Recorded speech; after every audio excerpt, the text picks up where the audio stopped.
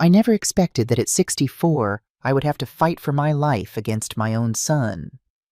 My name is Katherine Anderson, and this is my story. Follow along until the end and let me know what city you're watching from in the comments. It all started on a crisp autumn morning when my son Kyle showed up at my doorstep unannounced. I was surprised to see him. His visits had become increasingly rare over the past year. He stood there with a wide smile I hadn't seen in ages, clutching a gold-trimmed envelope in his hands. "Mom!" he exclaimed, embracing me with unusual enthusiasm. "I have something amazing for you." I invited him in, of course. My small ranch-style home in Chicago wasn't fancy, but it was clean and comfortable, paid for with decades of hard work after my husband Thomas died when Kyle was just 12. I'd worked double shifts as a hospital administrator to send Kyle to the best schools, sacrificing vacations, new clothes, and any luxury for myself. Kyle sat at my kitchen table while I made coffee. He seemed oddly energetic, almost bouncing in his seat. "Mom, you've worked so hard your entire life," he said, sliding the envelope across the table. "You've sacrificed everything for me. It's time you had something special." I opened the envelope with trembling fingers. Inside were cruise tickets, a 7-day luxury Caribbean cruise on the Caribbean Star. First class, departing in 2 days. "Kyle," I gasped, staring at the tickets. "This must have cost a fortune." He waved dismissively. "Don't worry about the cost, Mom. Heather and I want you to have this. You deserve to relax, get away from Chicago's winter, breathe some fresh sea air." Something in the way his eyes couldn't quite meet mine triggered a familiar sensation in my stomach. The same feeling I'd had when 12-year-old Kyle insisted he didn't know how the living room window got broken. But he was my son, my only child. The boy I'd nursed through chickenpox, taught to ride a bicycle, supported through college and his first heartbreak. "When do I leave?" I asked, forcing enthusiasm into my voice. "Day after tomorrow," Kyle replied, suddenly all business. "Everything's arranged. You just need to be at the port with your luggage. Heather took care of all the details." That night as I packed my suitcase, I couldn't shake a sense of unease. Kyle and Heather had been distant lately. Their visits had dwindled from weekly to monthly to hardly ever. Phone calls were brief and hurried. And now this lavish gift out of nowhere? I told myself I was being paranoid. Maybe Kyle had finally recognized all I'd done for him. Maybe Heather, after 5 years of cold politeness, had warmed to the idea of having a closer relationship with her mother-in-law. I packed my nicest clothes. Not that I had many. My wardrobe consisted mostly of practical items bought on sale. I carefully tucked in the blood pressure medication I'd been rationing due to its cost, my reading glasses, and the small photo album I always kept nearby. Pictures of Kyle growing up, Thomas before cancer took him, and happier family times. The morning of my departure arrived with gray skies threatening snow. Kyle had arranged for a taxi to take me to the port.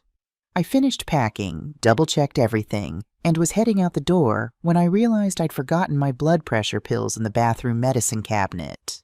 I hurried back inside, opening the door quietly. That's when I heard Kyle's voice coming from my living room.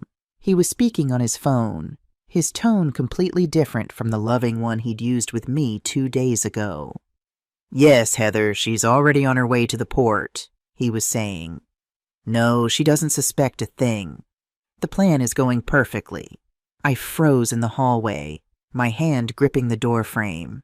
"Mom's life insurance is for $200,000, Kyle continued, his voice clinical and detached. "And with the inheritance from the house, that'll be at least another $300,000. Enough to pay off all my debts and start over." My heart stopped. The floor seemed to tilt beneath me. "Don't worry, honey," Kyle said in a soothing tone that now made my skin crawl. "It's a one-way ticket. Once she's on the high seas, it'll be easy to make it look like an accident. No one is going to suspect a thing about an old woman who fell overboard. Tears welled in my eyes, but they weren't from sadness. A fierce, burning rage swept through me, followed by an icy determination I hadn't felt in decades. I silently retrieved my medication and slipped out of the house. In the taxi, watching the streets of Chicago pass by the window, I realized I had raised a monster. My own son wanted me dead for money. I had two choices: stay home and confront Kyle, or get on that ship and somehow turn the tables. I chose the latter. If Kyle thought his mother was a helpless old woman, he was about to learn how wrong he was. During the entire taxi ride to the port, my mind raced faster than my heartbeat. I needed a plan. I needed allies. Most of all, I needed evidence. I pulled out my phone and dialed a number I had saved months ago but never used. Frank Reynolds, a private detective who had helped my neighbor Eleanor when her ex-husband was harassing her. Frank had given me his card, telling me to call if I ever needed help. "Detective Reynolds," a deep voice answered after 3 rings. "Hello, this is Catherine Anderson," I said, trying to keep my voice steady. "We met at Eleanor Simmons' house a few months ago. I don't know if you remember me." "Of course I remember you, Mrs. Anderson. What can I do for you?" I took a deep breath. "I need to hire you for a very delicate matter. My son is trying to kill me." A pause. "Mrs. Anderson, that's an extremely serious accusation. Are you certain?" "I heard him planning my death with his own mouth," I replied, my voice hardening. "I'm in a taxi heading to the port right now. I'm supposed to be taking a Caribbean cruise, a gift from my son. But I just overheard him telling his wife it's a one-way trip for me." I explained everything I had heard. Frank listened without interruption. "Where exactly are you headed?" he asked when I finished. "The Caribbean Star cruise ship. It sets sail in 2 hours for the Caribbean islands." "I'll start investigating your son immediately," Frank said. "I'll look into his finances, any debts, everything I can find. Can you text me his full name and address?" "Yes, Kyle Thomas Anderson. He lives with his wife, Heather, at 1742 Oak Ridge Avenue." "Mrs. Anderson, listen carefully. You're going to be out of regular contact for 7 days. Take precautions. Don't be alone in isolated areas of the ship. Make friends. Document everything. If your son has someone on that ship, they'll likely approach you. Be vigilant, but don't show that you suspect anything." "I understand. I'll text you my bank account details for a $500 retainer. When you return, contact me immediately. And Mrs. Anderson, be careful." "I've survived 64 years in this world, Detective Reynolds," I replied, a new steel in my voice. "I've survived losing my husband, raising a child alone, and sacrificing everything for others. I won't let my own son defeat me now." The taxi pulled up to the port. The Caribbean Star loomed before me, a gleaming white colossus against the gray Chicago sky. Thousands of excited passengers streamed toward the boarding area, families taking photos, couples embracing, children running with excitement. For them, this was the beginning of a dream vacation. For me, it was a fight for survival. As I handed my documents to the boarding attendant, she smiled warmly. "Mrs. Anderson, how exciting. First time on a cruise?" "Yes," I replied, using the gentle, slightly wavering voice people expect from women my age. "My son gave me this trip. He says I need to relax." "What a considerate son," she commented, checking my documents. "He's surely going to miss you during these 7 days." "If only you knew," I thought bitterly. If only you knew he hoped these would be the last 7 days of my life. Walking up the boarding ramp, I was already formulating my strategy. I had 7 days to transform from prey to predator, 7 days to gather evidence, 7 days to prepare my counterattack against my own flesh and blood.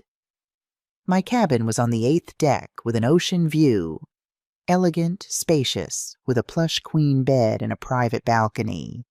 Kyle had paid for the best, probably thinking it would be easier to make someone disappear from a private balcony than from an interior room. I set my suitcase on the bed and took a moment to compose myself. The shock of Kyle's betrayal was still reverberating through me, threatening to overwhelm my determination. I sat on the edge of the bed, hands trembling, and allowed myself 5 minutes to feel the pain. Just 5 minutes to mourn the son I thought I had. The boy who once made me Mother's Day cards with crayon hearts, who'd slept in my bed for a week after his father died, who'd promised to always take care of me. When those 5 minutes ended, I wiped my tears and began methodically exploring the cabin. I checked the lock on the balcony door, secure but not impossible to open from outside. I examined the main door, standard hotel-style lock with a deadbolt. I rummaged through the closet and found an unused doorstop, which I placed under the main door when inside. Next, I needed to explore the ship. If someone was going to try to harm me, I needed to know every escape route, every security camera, every public area where I'd be safer. The Caribbean Star was truly a floating city. 15 decks, multiple restaurants, casinos, shops, a theater, several swimming pools, even a rock-climbing wall. I walked each deck systematically, noting the locations of security stations, medical facilities, and staff-only areas. Most importantly, I observed the security cameras. They were everywhere in public spaces, but as I suspected, not on private balconies or in certain isolated areas like equipment storage zones. By late afternoon, I had created a mental map of the ship. I returned to my cabin to freshen up before dinner, making sure to wedge the doorstop under the door while inside. I changed into a simple navy dress, one of the few nice outfits I'd brought, and headed to the main dining room. The dining room was magnificent. Crystal chandeliers, white tablecloths, waitstaff in formal attire. I was led to a table for 8, where I was the first to arrive. Gradually, other passengers joined. A retired couple from Florida, a family with teenage children from Wisconsin, and a woman about my age who introduced herself as Nancy Mitchell from Miami. Nancy was striking. Silver hair, elegantly styled, perfect posture, wearing a simple but clearly expensive red dress. Something in her alert blue eyes and confident demeanor suggested intelligence and strength. As dinner progressed, I participated in the conversation politely but guardedly, sharing only superficial details about myself. I observed everyone carefully, especially Nancy, whose occasional sharp glances around the room reminded me of a hawk surveying terrain.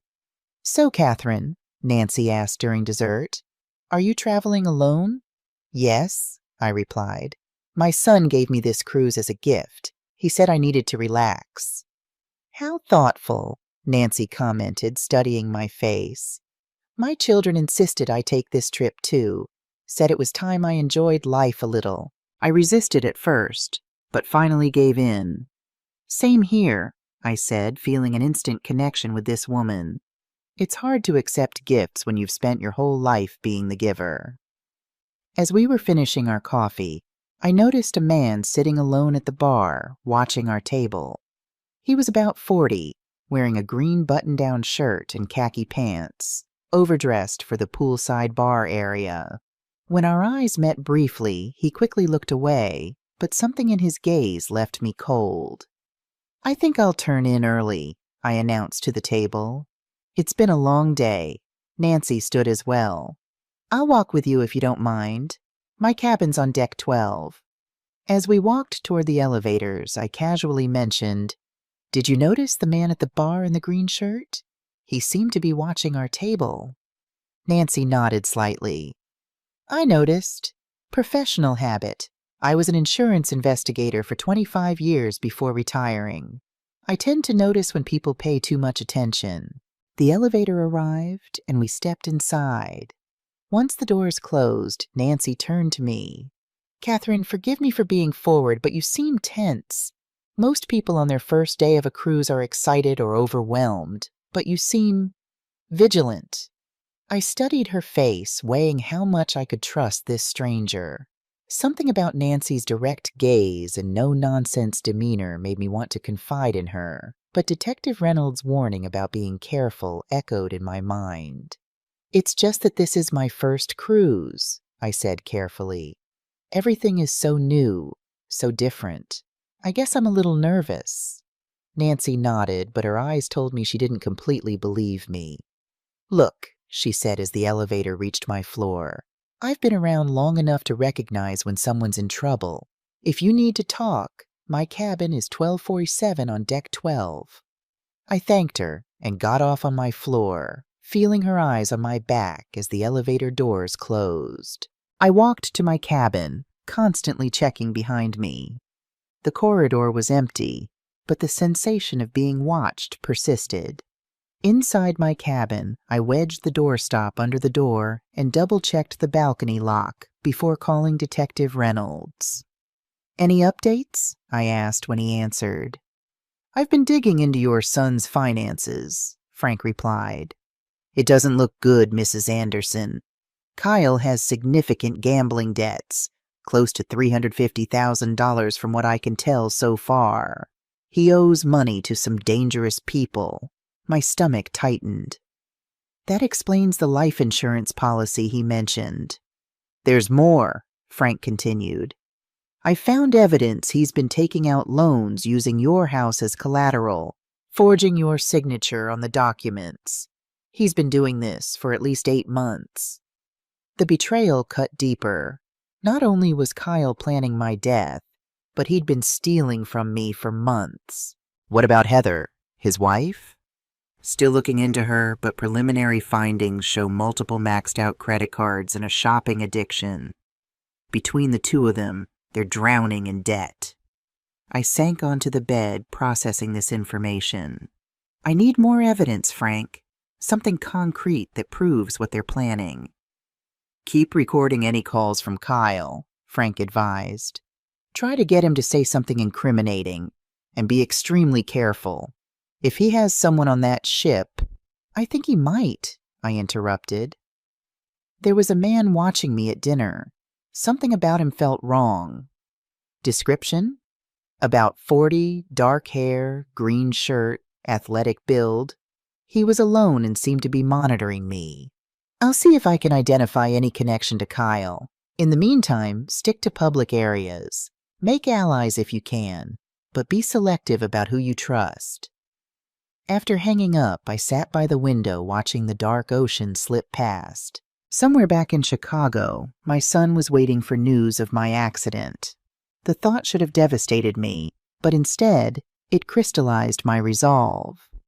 I would survive this, and Kyle would learn that underestimating his mother was the biggest mistake of his life.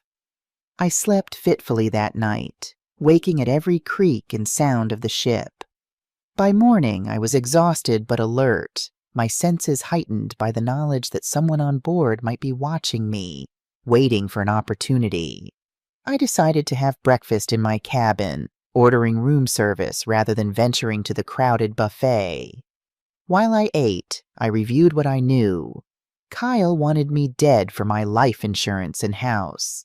He had massive gambling debts. He likely had an accomplice on the ship, and I had 7 days to gather evidence before returning to Chicago.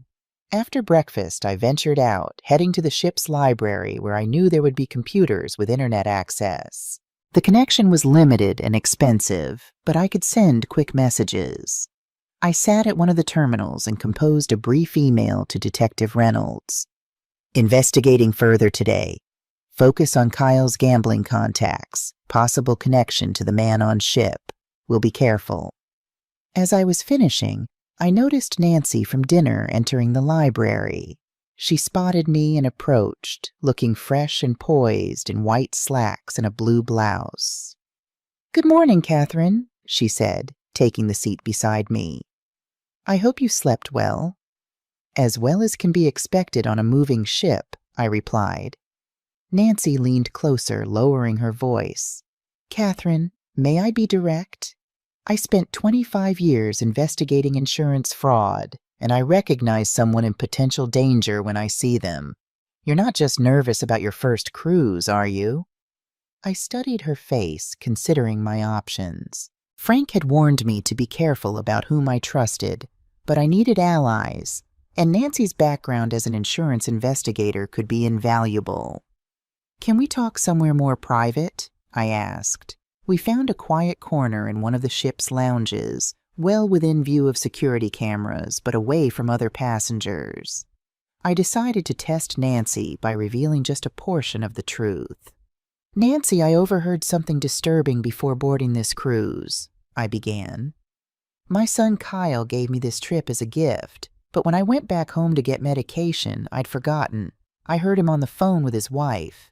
He said something about this being a one-way trip for me. I watched her reaction closely. Nancy's eyes narrowed, her posture subtly shifting to alert attention. You believe your son wants to harm you? She asked, her voice neutral but focused. I heard him mention my life insurance policy and the inheritance he'd get from my house, I said. He has gambling debts I didn't know about until recently. Nancy was silent for a moment, processing this information. That's a serious accusation, Catherine. Have you contacted authorities? I hired a private detective before boarding, but what can the police do? They can't arrest someone for a conversation I overheard, especially when that person wasn't explicitly saying they planned to kill me. Nancy nodded thoughtfully. And you still boarded the ship? Why not just stay home? Because I need evidence, I replied. If I confront Kyle with just my word against his, he'll deny everything. I need proof of what he's planning. Before Nancy could respond, I noticed the man in the green shirt from last night entering the lounge. Today he wore a blue polo, but it was unmistakably the same person. He glanced our way, then quickly turned toward the bar. I tilted my head slightly in his direction. That's the man I mentioned was watching our table last night. Nancy didn't turn to look. Instead, she casually repositioned herself to see the bar in her peripheral vision. I see him. Has he approached you yet? No, but he seems to be wherever I am. Just then, a young couple approached our seating area, looking for places to sit. Nancy and I fell silent as they settled nearby, our conversation effectively halted by their presence. Let's take a walk on the promenade deck, Nancy suggested, standing. The fresh air would do us good. As we walked toward the exit, I noticed the man in the blue polo subtly shift as if to follow. Nancy must have noticed too, because she suddenly changed direction, heading toward the women's restroom. We entered, and Nancy immediately checked under the stall doors to ensure we were alone. Catherine, she said in a low, urgent voice, that man is definitely tracking you. When we changed direction, he adjusted immediately. That's not coincidental behavior. A chill ran down my spine despite the warm bathroom. What should we do? First, we need to confirm he's actually following you, not me or someone else, Nancy said, her professional demeanor taking over. Second, we need to know who he is and who he's working for, though I suspect we both already know the answer to that. Nancy's belief in my story, without question or hesitation, sparked something in me. For the first time since overhearing Kyle's conversation, I felt less alone. How do we do that? I asked. We split up, Nancy replied. I'll leave first and go to the casino. You wait 5 minutes, then head to the pool deck. If he follows you rather than me, we'll have our first confirmation. The plan worked perfectly. After Nancy left, I waited several minutes, then made my way to the pool deck. Finding a lounge chair with good visibility, I pretended to settle in for sunbathing.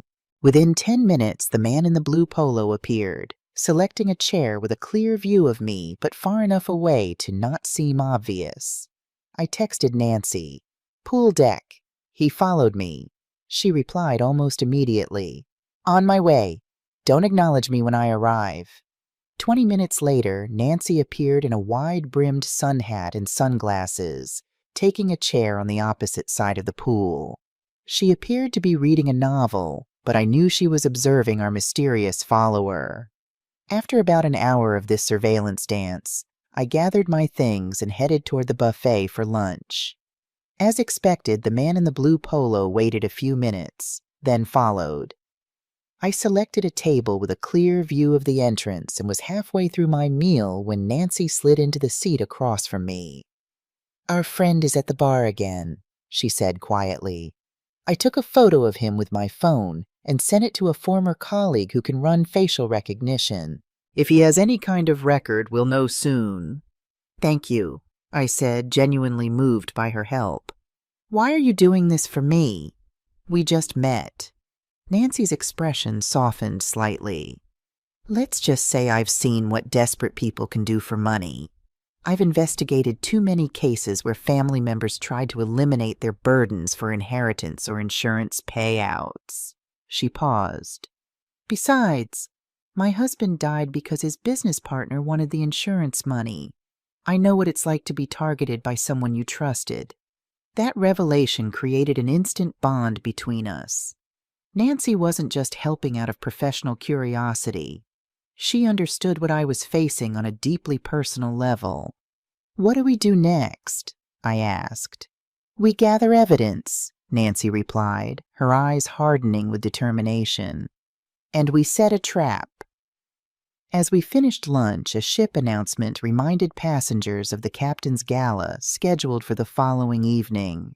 Every passenger would be attending the formal event in the main ballroom, the perfect opportunity for someone to slip into an empty cabin.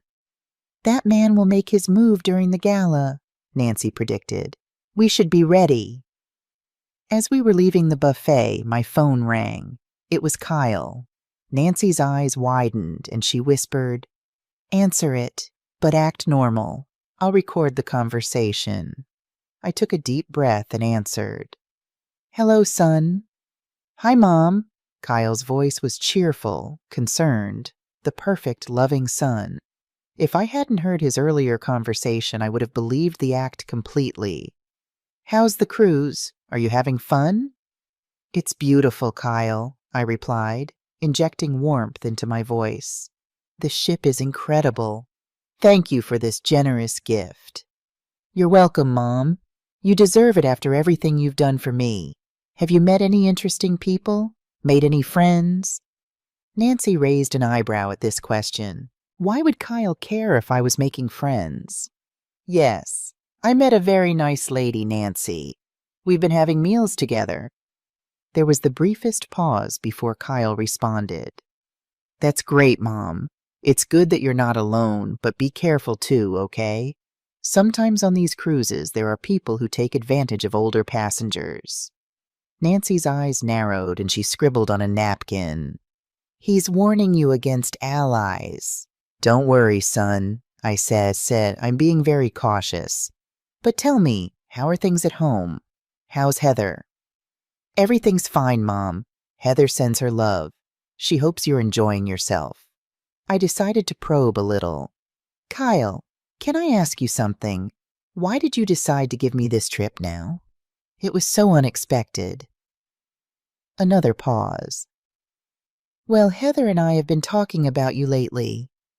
We realized how tired and stressed you seemed and thought you needed to get away for a while, to completely disconnect." "Completely disconnect," I repeated, looking at Nancy. "Yes, I suppose sometimes that's necessary." "Exactly, Mom. Sometimes you need to step away from everything, don't you think?" "I guess so. Kyle, I was wondering, do you have copies of my return tickets? I only seem to have the boarding passes for the cruise itself." The silence that followed was telling. It stretched so long I thought the call might have dropped. "Kyle, are you there?" "Yes, sorry, Mom. Heather was asking me something about dinner." His voice had changed, becoming slightly higher. "Don't worry about the tickets. The travel agency has everything organized. You just need to enjoy the trip." But shouldn't I have my return flight information? What if there's a problem? Mom, Kyle's voice had an edge now. Please trust me.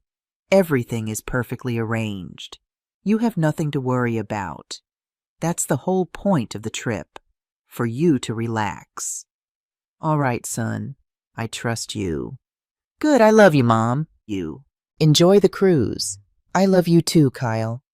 When I hung up, Nancy stopped her recording and looked at me with grim confirmation. He has no intention of you coming back, Catherine. I need to check something, I said, standing abruptly. The cruise office should have my complete travel itinerary. We went directly to the passenger services desk on deck 3, where a young woman named Sarah greeted us warmly. How can I help you ladies today? I need to verify my travel arrangements, I explained. My name is Catherine Anderson, cabin 847. Sarah typed on her computer, then frowned slightly. Mrs. Anderson, I see you have a reservation for the 7-day Caribbean cruise, but... She paused, looking confused. But what? Nancy asked. It's unusual, but there's no return transportation booked. Most of our packages include complete round-trip arrangements. Even though I had suspected this, hearing the official confirmation made my stomach drop. Who purchased this package? I asked. Sarah checked her screen again. It was bought by Kyle Anderson with his credit card. Is he a relative? He's my son, I replied, my voice steady despite the rage building inside me. Oh, well then, Sarah smiled. He'll surely arrange your return transportation, but I would recommend contacting him soon, as flights from St. Thomas to Chicago fill up quickly this time of year. Nancy interjected smoothly. Would it be possible for Mrs. Anderson to book a return flight now, just to be certain? Of course. Sarah typed for a few moments. I have a seat available on Sunday's 3:15 p.m. flight, the day the cruise ends. It's $7.85. I'll take it, I said immediately, pulling out my credit card. While Sarah processed the transaction, Nancy whispered, That's our first solid piece of evidence. Kyle deliberately purchased a one-way trip. With my return flight secured, we left the cruise office and found a quiet spot on the promenade deck to talk. We need to identify that man who's following you, Nancy said. And we need to understand exactly what he's planning. My phone buzzed with a text from Detective Reynolds. Found connection between Kyle and a Richard Blackwood, former military, now works security for a gambling operation Kyle owes money to. Photo attached. I opened the attachment. It was the man in the blue polo. Nancy, I said, showing her the phone. His name is Richard Blackwood. He works for the people Kyle owes gambling debts to. Nancy's eyes hardened.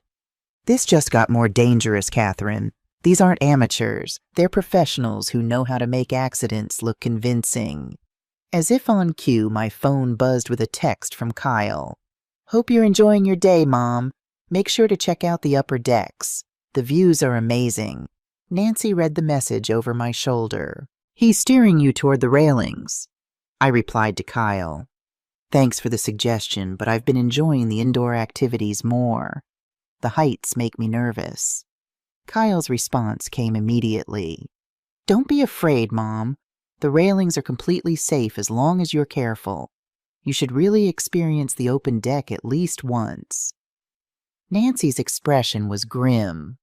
He's setting the stage. If you fell from the upper deck, he'd tell investigators you were nervous about heights, but wanted to experience the view despite your fears. What do we do? I asked. We turn his plan against him, Nancy replied, a determined glint in her eye. But first, we need to speak to the captain. Captain Robert Wilson was a tall, distinguished man with salt and pepper hair and the confident bearing of someone who had spent decades at sea. He invited us into his office after Nancy insisted it was a matter of passenger safety. "Ladies, how can I help you today?" he asked, gesturing for us to sit. Nancy took the lead, her former investigator persona evident in her precise professional tone. "Captain Wilson, we have reason to believe a passenger on your ship is in imminent danger." The captain's expression remained neutral, but his posture straightened slightly. "That's a serious claim. What evidence do you have?" I spoke up, my voice steadier than I expected. "Captain, my name is Catherine Anderson. My son gave me this cruise as a gift, but before boarding I overheard him discussing with his wife how it would be a one-way trip for me." I explained everything: the overheard conversation, Kyle's gambling debts, the life insurance policy, the one-way ticket confirmation, and Richard Blackwood's presence on the ship. Captain Wilson listened without interruption, his expression growing increasingly concerned. When I finished, he was silent for a moment. "Mrs. Anderson," he finally said, "if what you're telling me is accurate, we're dealing with a premeditated murder attempt on my vessel." "I understand how incredible it sounds," I replied. "But every piece of evidence points to the same conclusion." The captain turned to Nancy. "And you are?" "Nancy Mitchell, former senior investigator with Atlantic Insurance. I specialized in fraud and suspicious death cases. I've been helping Mrs. Anderson document this situation." Nancy played the recording of my phone conversation with Kyle. The captain listened intently, his frown deepening at Kyle's evasive response about the return tickets. "This is disturbing," Captain Wilson acknowledged, "but not yet conclusive evidence of intent to harm. What else can you show me?" I showed him the text messages from Kyle urging me to visit the upper decks, despite my supposed fear of heights, and the detective's confirmation about Richard Blackwood's identity. "Mrs. Anderson, Ms. Mitchell, I take passenger safety extremely seriously," the captain said after reviewing everything. "While I can't have Mr. Blackwood detained based solely on these suspicions, I can place him under discreet observation." "Captain," Nancy pressed, "we believe Mr. Blackwood will attempt to enter Mrs. Anderson's cabin during tomorrow night's gala when most passengers will be attending your event." Captain Wilson nodded thoughtfully. "Here's what we can do. First, I'll assign security personnel to monitor the hallway near your cabin tomorrow night. Second, I'll have Mr. Blackwood's movements tracked by our security team. Third, I'll provide you with a panic button that connects directly to our security office." "Thank you, Captain," I said gratefully. "I should warn you," he added, "that if Mr. Blackwood does attempt anything, we'll need indisputable evidence to take action. Accusations of attempted murder are extremely serious." "We understand," Nancy replied. "We're not looking for confrontation, just protection and documentation." As we left the captain's office, I felt a strange mixture of fear and relief. Fear because the danger was real and confirmed, but relief because I was no longer facing it alone. Nancy and I spent the rest of the afternoon formulating our plan for the gala. We decided I would attend as expected, wearing a distinctive emerald green dress so I would be easily visible. I would stay for approximately 2 hours, then announce loudly enough for anyone nearby to hear that I was returning to my cabin to rest. Instead of going to my cabin, however, I would go to Nancy's suite on Deck 12. Meanwhile, ship security would be monitoring my cabin, ready to intervene if Richard attempted to enter. That evening, my phone rang again. This time it was Heather, the first time she had called me directly in months.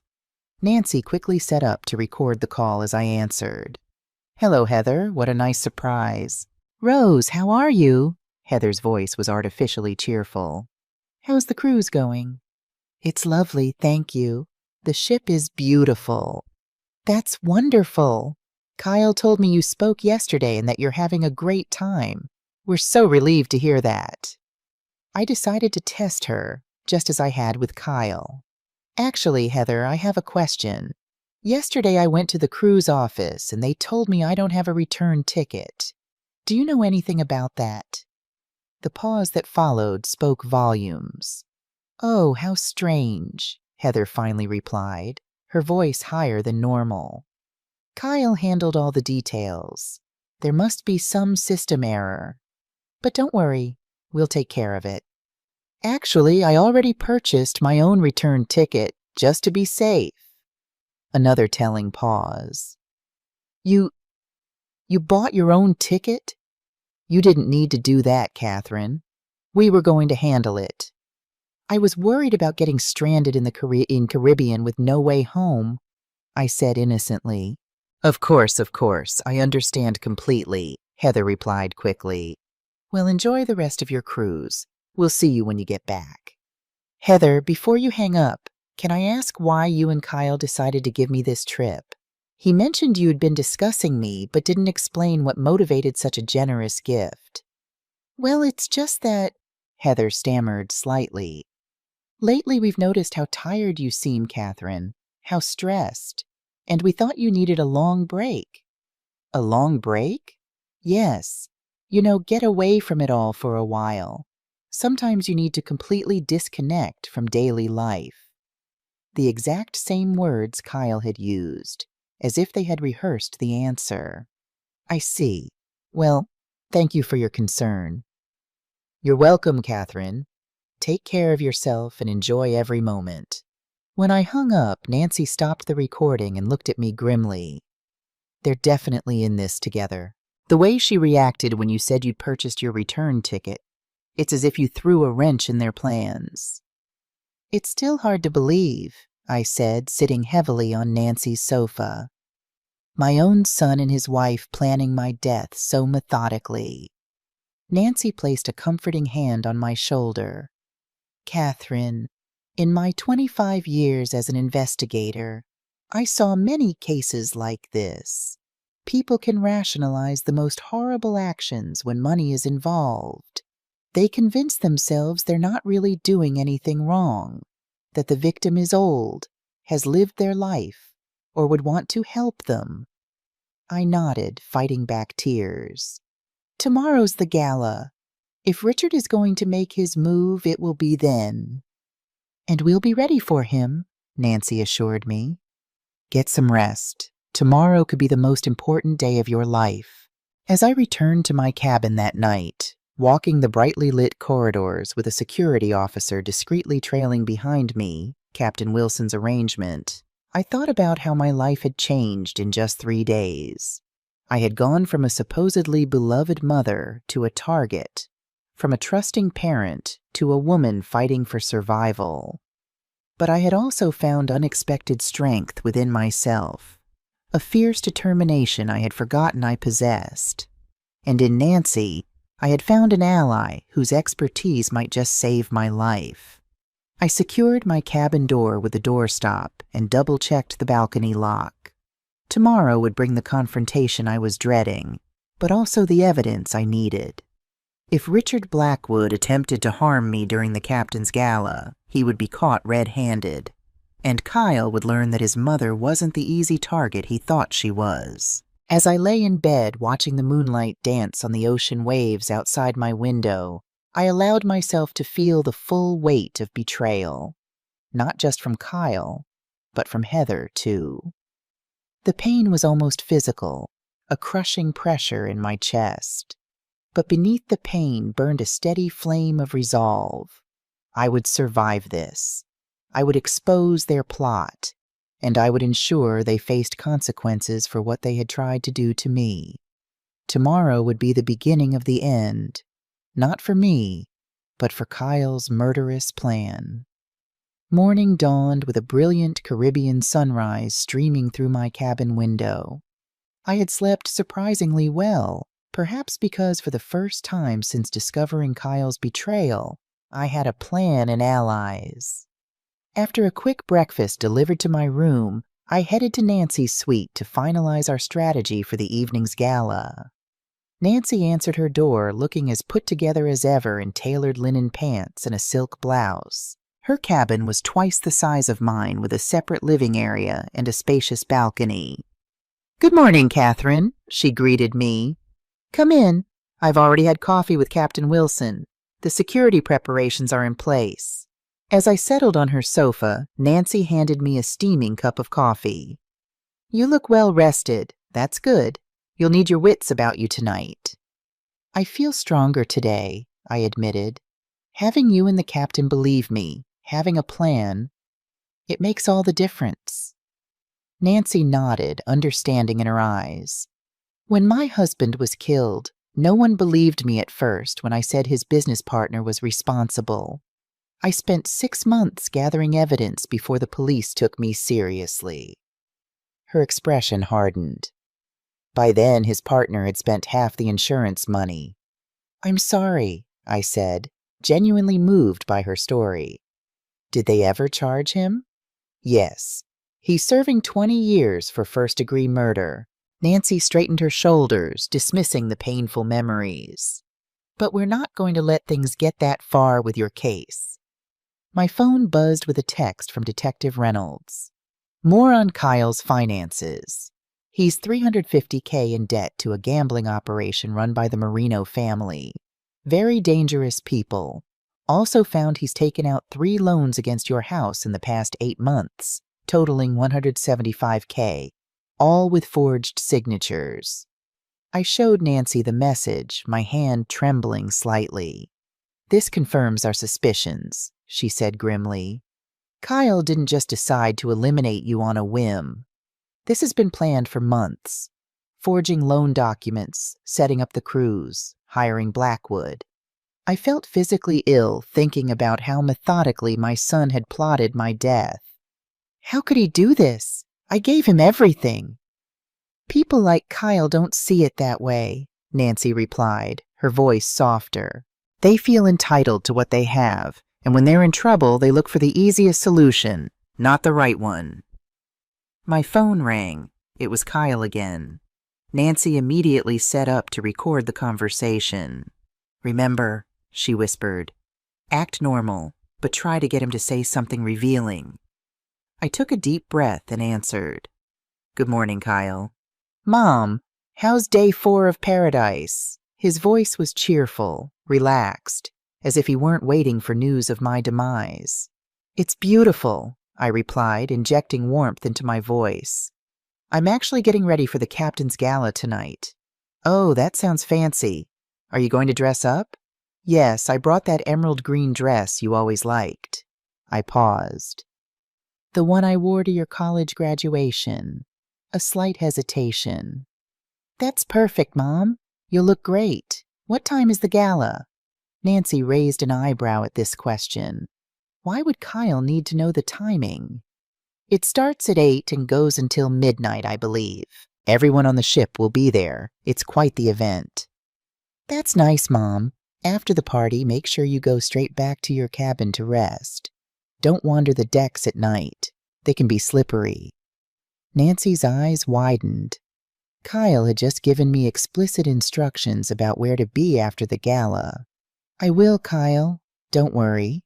My cabin is so comfortable. That private balcony is worth every penny you spent. I'm glad you like it, Mom. The fresh air is good for you. We chatted a bit more about mundane matters before hanging up. Nancy stopped the recording and looked at me with grim satisfaction. That was perfect, Catherine. He practically told you to be in your cabin after the gala, where Blackwood will be waiting. My hands were shaking as I set down the phone. It's so cold-blooded. He's talking to me as if he cares, all while orchestrating my murder. Nancy squeezed my hand. That's why we're going to stop him. A knock at the door interrupted us. Nancy checked the peephole before opening it to reveal a young woman in a ship officer's uniform. Mrs. Anderson, Ms. Mitchell, I'm Security Officer Ashley Peterson. Captain Wilson asked me to brief you on tonight's security arrangements. Ashley was in her early 30s with short brown hair and alert eyes that missed nothing as she scanned the room. She pulled out a tablet and showed us a deck plan of the ship. We'll have 2 plainclothes officers positioned here and here, she indicated points near my cabin. 3 security cameras have been repositioned to cover the hallway and your cabin door. I'll be in the security office monitoring the feeds in real time. What about inside my cabin? I asked.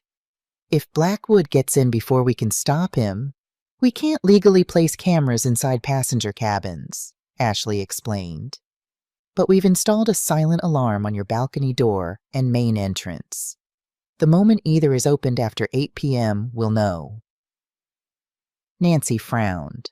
That still gives Blackwood time to harm Mrs. Anderson if he gets inside before we can respond. That's why we've developed this. Ashley handed me what looked like an ordinary cruise card on a lanyard. This appears to be your standard room key, but it contains a panic button.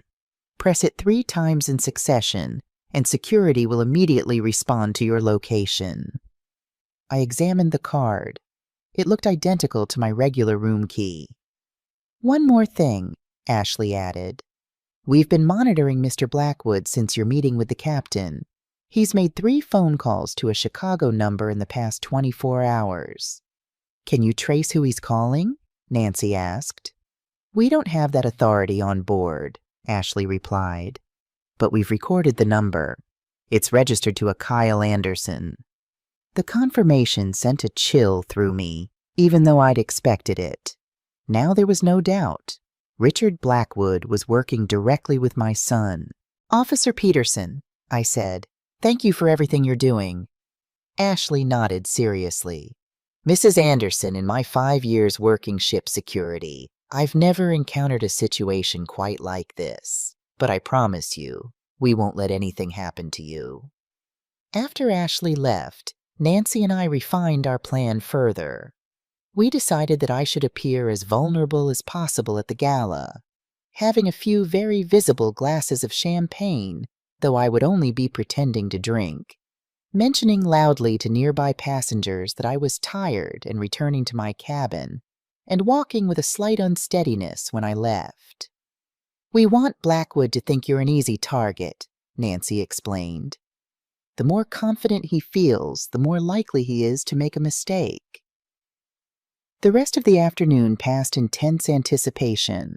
I spent time on the promenade deck, deliberately making myself visible, but always in crowded areas with plenty of security cameras. Several times I spotted Blackwood watching me from a distance, never approaching but always present. At 5:00 p.m., I returned to my cabin to prepare for the evening. Nancy accompanied me, and we carefully checked every corner of the room, every potential hiding place. Once satisfied the room was secure, Nancy helped me get ready for the gala. As I put on my emerald green dress, a simple but elegant garment I'd bought years ago for Kyle's graduation, I caught my reflection in the mirror. The woman staring back at me wasn't the same person who had boarded this ship 4 days ago. There was a hardness in my eyes, a set to my jaw that spoke of determination rather than fear. "You look formidable," Nancy commented, seeing my expression. "I don't feel formidable," I admitted. "I feel betrayed, angry, and sad, but I refuse to be a victim." Nancy nodded approvingly. "That's exactly the attitude that will get you through tonight." Before leaving my cabin, I tucked the special room key with the panic button into my small evening bag. Nancy would attend the gala separately, keeping watch from a distance. As a final precaution, I texted Detective Reynolds. "Gala tonight. Security believes Blackwood will make his move. We'll update when it's over. If you don't hear from me by morning, contact Chicago PD immediately." His response came quickly. "Security team is in place. Don't take any unnecessary risks. I've notified a contact at Chicago PD about the situation as a precaution." With a final deep breath, I left my cabin and headed toward the main ballroom, feeling as though I were walking into battle rather than a celebration. The captain's gala transformed the main ballroom into a scene from another era. Crystal chandeliers, ice sculptures, staff in white gloves serving champagne, and a live orchestra playing classics.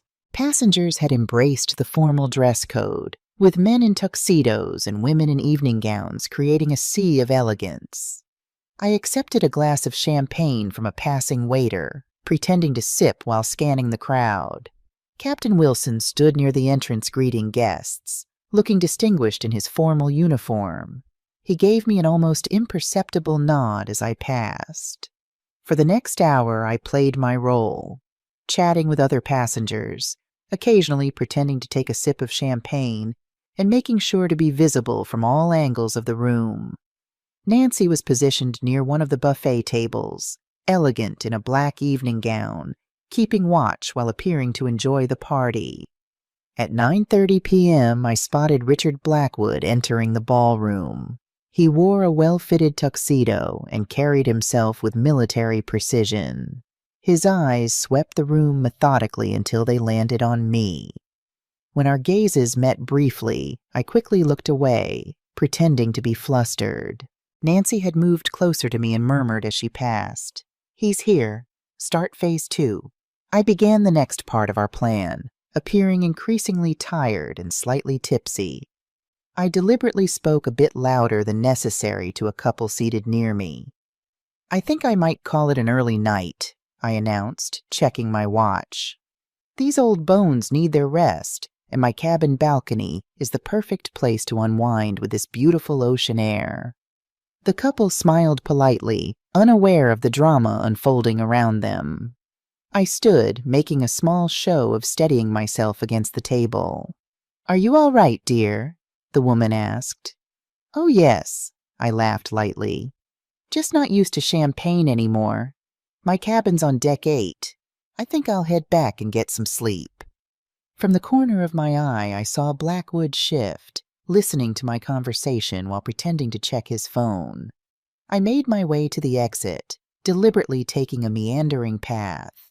As I left the ballroom, I glanced back once to see Blackwood speaking quietly into his phone, presumably reporting to Kyle that I was heading to my cabin. Instead of going to the elevators that would take me to deck 8, I walked around a corner and waited in a small alcove where Nancy and I had planned to meet. She arrived 2 minutes later. "He's on the move," she whispered. "Let's go." We took a service elevator to deck 12 and hurried to Nancy's suite. Inside, Ashley Peterson was already waiting with a laptop connected to the security feed showing the corridor outside my cabin. "Mrs. Anderson, Ms. Mitchell," Ashley greeted us tensely. "Everything is in position. Security officers Matthews and Ramirez are stationed at both ends of the corridor, out of sight but ready to move in." We gathered around the laptop, watching the empty hallway with mounting tension. For 20 long minutes, nothing happened. Could he have changed his mind? I wondered aloud. "No," Nancy said firmly. "He's being cautious, making sure you've had enough time to settle in. He wants you relaxed, possibly asleep." At 10:17 p.m., the feed showed Blackwood entering the corridor, now dressed in dark pants and a black polo shirt. He moved with the silent efficiency of someone with military training, pausing to listen at intervals. When he reached my cabin door, he glanced both ways before pulling something from his pocket. "He's picking the lock," Ashley whispered, though there was no way he could hear us. She spoke rapidly into her radio. "Subject is at the target door, attempting entry. Stand by." We watched, barely breathing, as Blackwood worked on the lock. In less than 30 seconds, the door opened and he slipped inside. "Security team, move to positions but do not engage yet," Ashley ordered into her radio. "We need to catch him in the act." The feed switched to a view of my balcony from a camera on the deck above. For several minutes, there was no movement. Then the balcony door slid open and Blackwood stepped out, examining the railing carefully. He pulled out a small tool and began working on the lower section of the railing. "He's tampering with the safety barrier," Nancy said, her voice tight, "making it look like it gave way accidentally." "Security team, move in now," Ashley commanded. The corridor feed showed 2 officers approaching my cabin door with keycards drawn. They entered silently, and for a few agonizing moments, we couldn't see what was happening. Then Ashley's radio crackled. "Subject apprehended on the balcony. No resistance. We found tools and what appears to be a sedative in his possession." Relief flooded through me so intensely that my knees nearly buckled. Nancy steadied me with a firm grip on my arm. "We got him," she said, her eyes bright with triumph. "And we have everything on camera." "Let's go," Ashley said, rising. "The captain will want to speak with you immediately." We hurried to the security office on Deck 2, where Captain Wilson was waiting. Behind a glass partition in an adjoining room, Richard Blackwood sat handcuffed to a table, his face expressionless. "Mrs. Anderson," the captain greeted me gravely, "we've apprehended Mr. Blackwood with clear evidence of his intentions. We found these in his possession." He gestured to a table where several items were displayed: lock-picking tools, a syringe containing a clear liquid, a small bottle labeled as a muscle relaxant, and a cell phone. "The security team caught him in the act of tampering with your balcony railing," Captain Wilson continued. "Combined with the sedative he was carrying, his intentions seem clear: drug you and stage an accident." "Have you checked his phone?" Nancy asked. "We're just about to. As a cruise ship, we have limited authority, but threats to passenger safety fall clearly within our jurisdiction."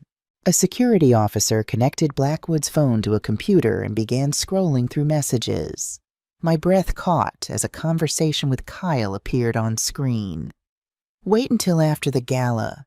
Make sure she's in her cabin. The balcony is the cleanest way. No signs of struggle. Make it look like an accident. She was old, had too much to drink, lost her balance." Kyle's instructions were cold, methodical, and utterly damning. "I believe this constitutes sufficient evidence," Captain Wilson said quietly. "Mr. Blackwood will remain in our brig until we reach port, at which point he'll be handed over to authorities. Mrs. Anderson will need you to file formal charges." "I will," I said, my voice steadier than I expected. "And I have recordings of conversations with my son that further demonstrate his involvement." While we were discussing next steps, Blackwood requested to speak with the captain. After a brief private conversation, Captain Wilson returned, looking grim. "Blackwood has offered to cooperate fully in exchange for consideration during his prosecution," he informed us. "He claims he was hired by your son to ensure you had an accident during the cruise. He was promised $50,000, half up front, half upon completion." The cold calculation of it all, my life valued at $50,000, made me physically ill. "There's more," Captain Wilson added hesitantly. "Blackwood says your son told him the plan had to be executed now because his wife is pregnant, and they need your inheritance for their fresh start." The revelation hit me like a physical blow. Pregnant? Heather was pregnant with my grandchild, and still they had plotted my death? Nancy must have seen my distress because she immediately guided me to a chair. "Catherine, breathe. Just breathe." I struggled to process this new information. My son and his wife were expecting a baby, a child who would never know its grandmother because they had decided I was worth more dead than alive. "Captain," I said when I could speak again, "I need to call Detective Reynolds in Chicago immediately. With Blackwood captured, Kyle needs to be stopped before he can flee." As the captain arranged for me to use a secure line, my phone rang. It was Kyle. Nancy and the security team quickly set up to record the conversation. "Answer it," Captain Wilson advised. "Act normal, but try to get him to reveal more." I took a deep breath and answered. "Hello, Kyle." "Mom?" His voice was oddly strained. "How was the gala?" "Beautiful," I replied, forcing lightness into my tone. "I'm just getting back to my cabin now." I glanced at the clock. It was nearly 11:30 p.m., a plausible time for me to be returning. "Oh, good. Did you enjoy yourself?"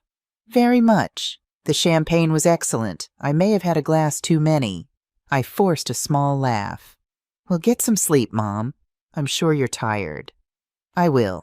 The balcony doors are open and the sea air is wonderful. I might sit out there for a while before bed." A pause. "Just be careful, Mom. Don't lean against the railing if you've been drinking." The warning was so transparent now that I knew his plan. "I'll be careful, Kyle." By the way, I've been meaning to ask, how are things with you and Heather? Anything new in your lives I should know about? Another pause, longer this time. What do you mean? Oh, I don't know. You two have seemed distracted lately. I wondered if something was happening. Good news, perhaps? Everything's fine, Mom. Nothing special to report. He was lying about the pregnancy, too. The depth of his deception was staggering. Well, good night then, Kyle. I'll call you tomorrow.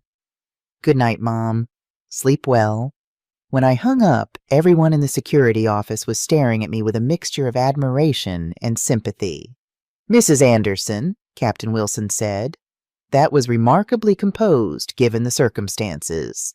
I didn't feel composed. I felt hollow, as if something essential had been scooped out of me. The son I had raised, loved, sacrificed for. He was a stranger to me now. I need to call Detective Reynolds, I said, my voice distant even to my own ears. Kyle needs to be arrested before he realizes his plan has failed. As the captain handed me the secure phone, Nancy squeezed my shoulder. You're doing the right thing, Catherine. Remember that. Detective Reynolds answered immediately. Mrs. Anderson, are you safe? Yes, I replied. Blackwood has been caught and has confessed everything. He had text messages from Kyle detailing the plan. Thank God. Frank sounded genuinely relieved. I've been monitoring Kyle's movements. He's at home right now with his wife. I've already contacted Chicago PD with the evidence we've gathered. They're preparing to make an arrest, but they wanted confirmation of Blackwood's capture first. There's something else, I added, my voice catching. Heather is pregnant. They were planning to use my inheritance for their new family. A long silence followed. I'm sorry, Mrs. Anderson. That makes this situation even more tragic. What happens now? The police will arrest Kyle and Heather tonight. With the evidence from the cruise ship, Blackwood's confession, the financial records, and your recordings, they'll be facing serious charges: conspiracy to commit murder, attempted murder, fraud for the forged loan documents. They're looking at substantial prison time. The reality of what this meant struck me fully. My son would go to prison. My grandchild would be born while both parents were incarcerated. The family I had sacrificed everything for would be irreparably broken. But the alternative, my death, was unthinkable. Do what needs to be done, I said finally. I'll be back in Chicago in 3 days. After finishing with Detective Reynolds, I turned to Captain Wilson. Thank you for believing me and for your help in catching Blackwood. Mrs. Anderson, he replied solemnly, in my 30 years at sea, I've learned to trust my instincts about people. When you and Ms. Mitchell came to me with your concerns, I saw a woman fighting for her life, not someone making wild accusations. I'm just glad we were able to prevent a tragedy. None. As Nancy and I left the security office, the exhaustion of the evening finally caught up with me. My legs felt weak, and my mind was foggy with emotional overload. Come stay in my suite tonight, Nancy offered. You shouldn't be alone, and I don't think you should return to that cabin. I nodded gratefully, unable to form words. As we rode the elevator to Deck 12, I leaned against the wall, suddenly feeling every one of my 64 years. In Nancy's suite, she poured me a real glass of brandy, not the pretend champagne from earlier, and sat beside me on the sofa. I know this feels like the end of something, she said gently, but it's also a beginning. You've discovered strength in yourself that you probably forgot you had. My son tried to kill me, I whispered, the words still impossible to fully comprehend. And now he'll go to prison. His child, my grandchild, will be born with both parents incarcerated. Nancy didn't offer empty consolations or platitudes. Instead, she simply sat with me, allowing me the space to feel the full weight of what had happened. Years ago, she said after a long silence. When I was investigating my husband's murder, I felt like my entire world had collapsed. Everything I thought was true wasn't.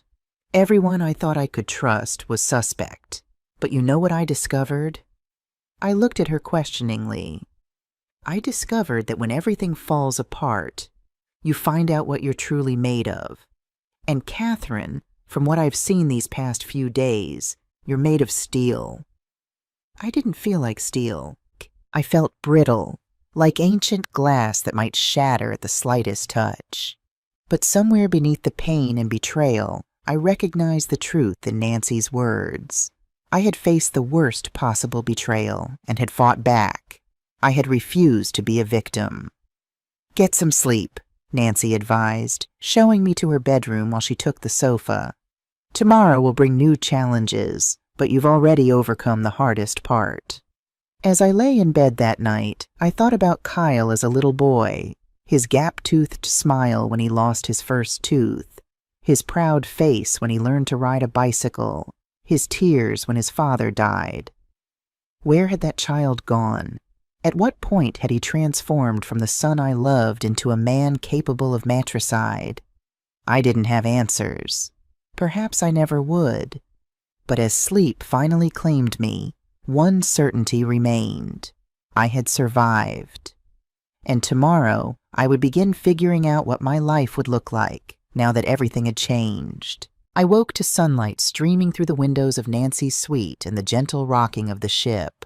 For a few blissful moments, I existed in the peaceful space between sleep and wakefulness, before the events of the previous night came flooding back. My phone buzzed on the nightstand, a text from Detective Reynolds. "Kyle and Heather Anderson arrested at 3:17 a.m., both in custody. We'll update with more details when available." So it was done.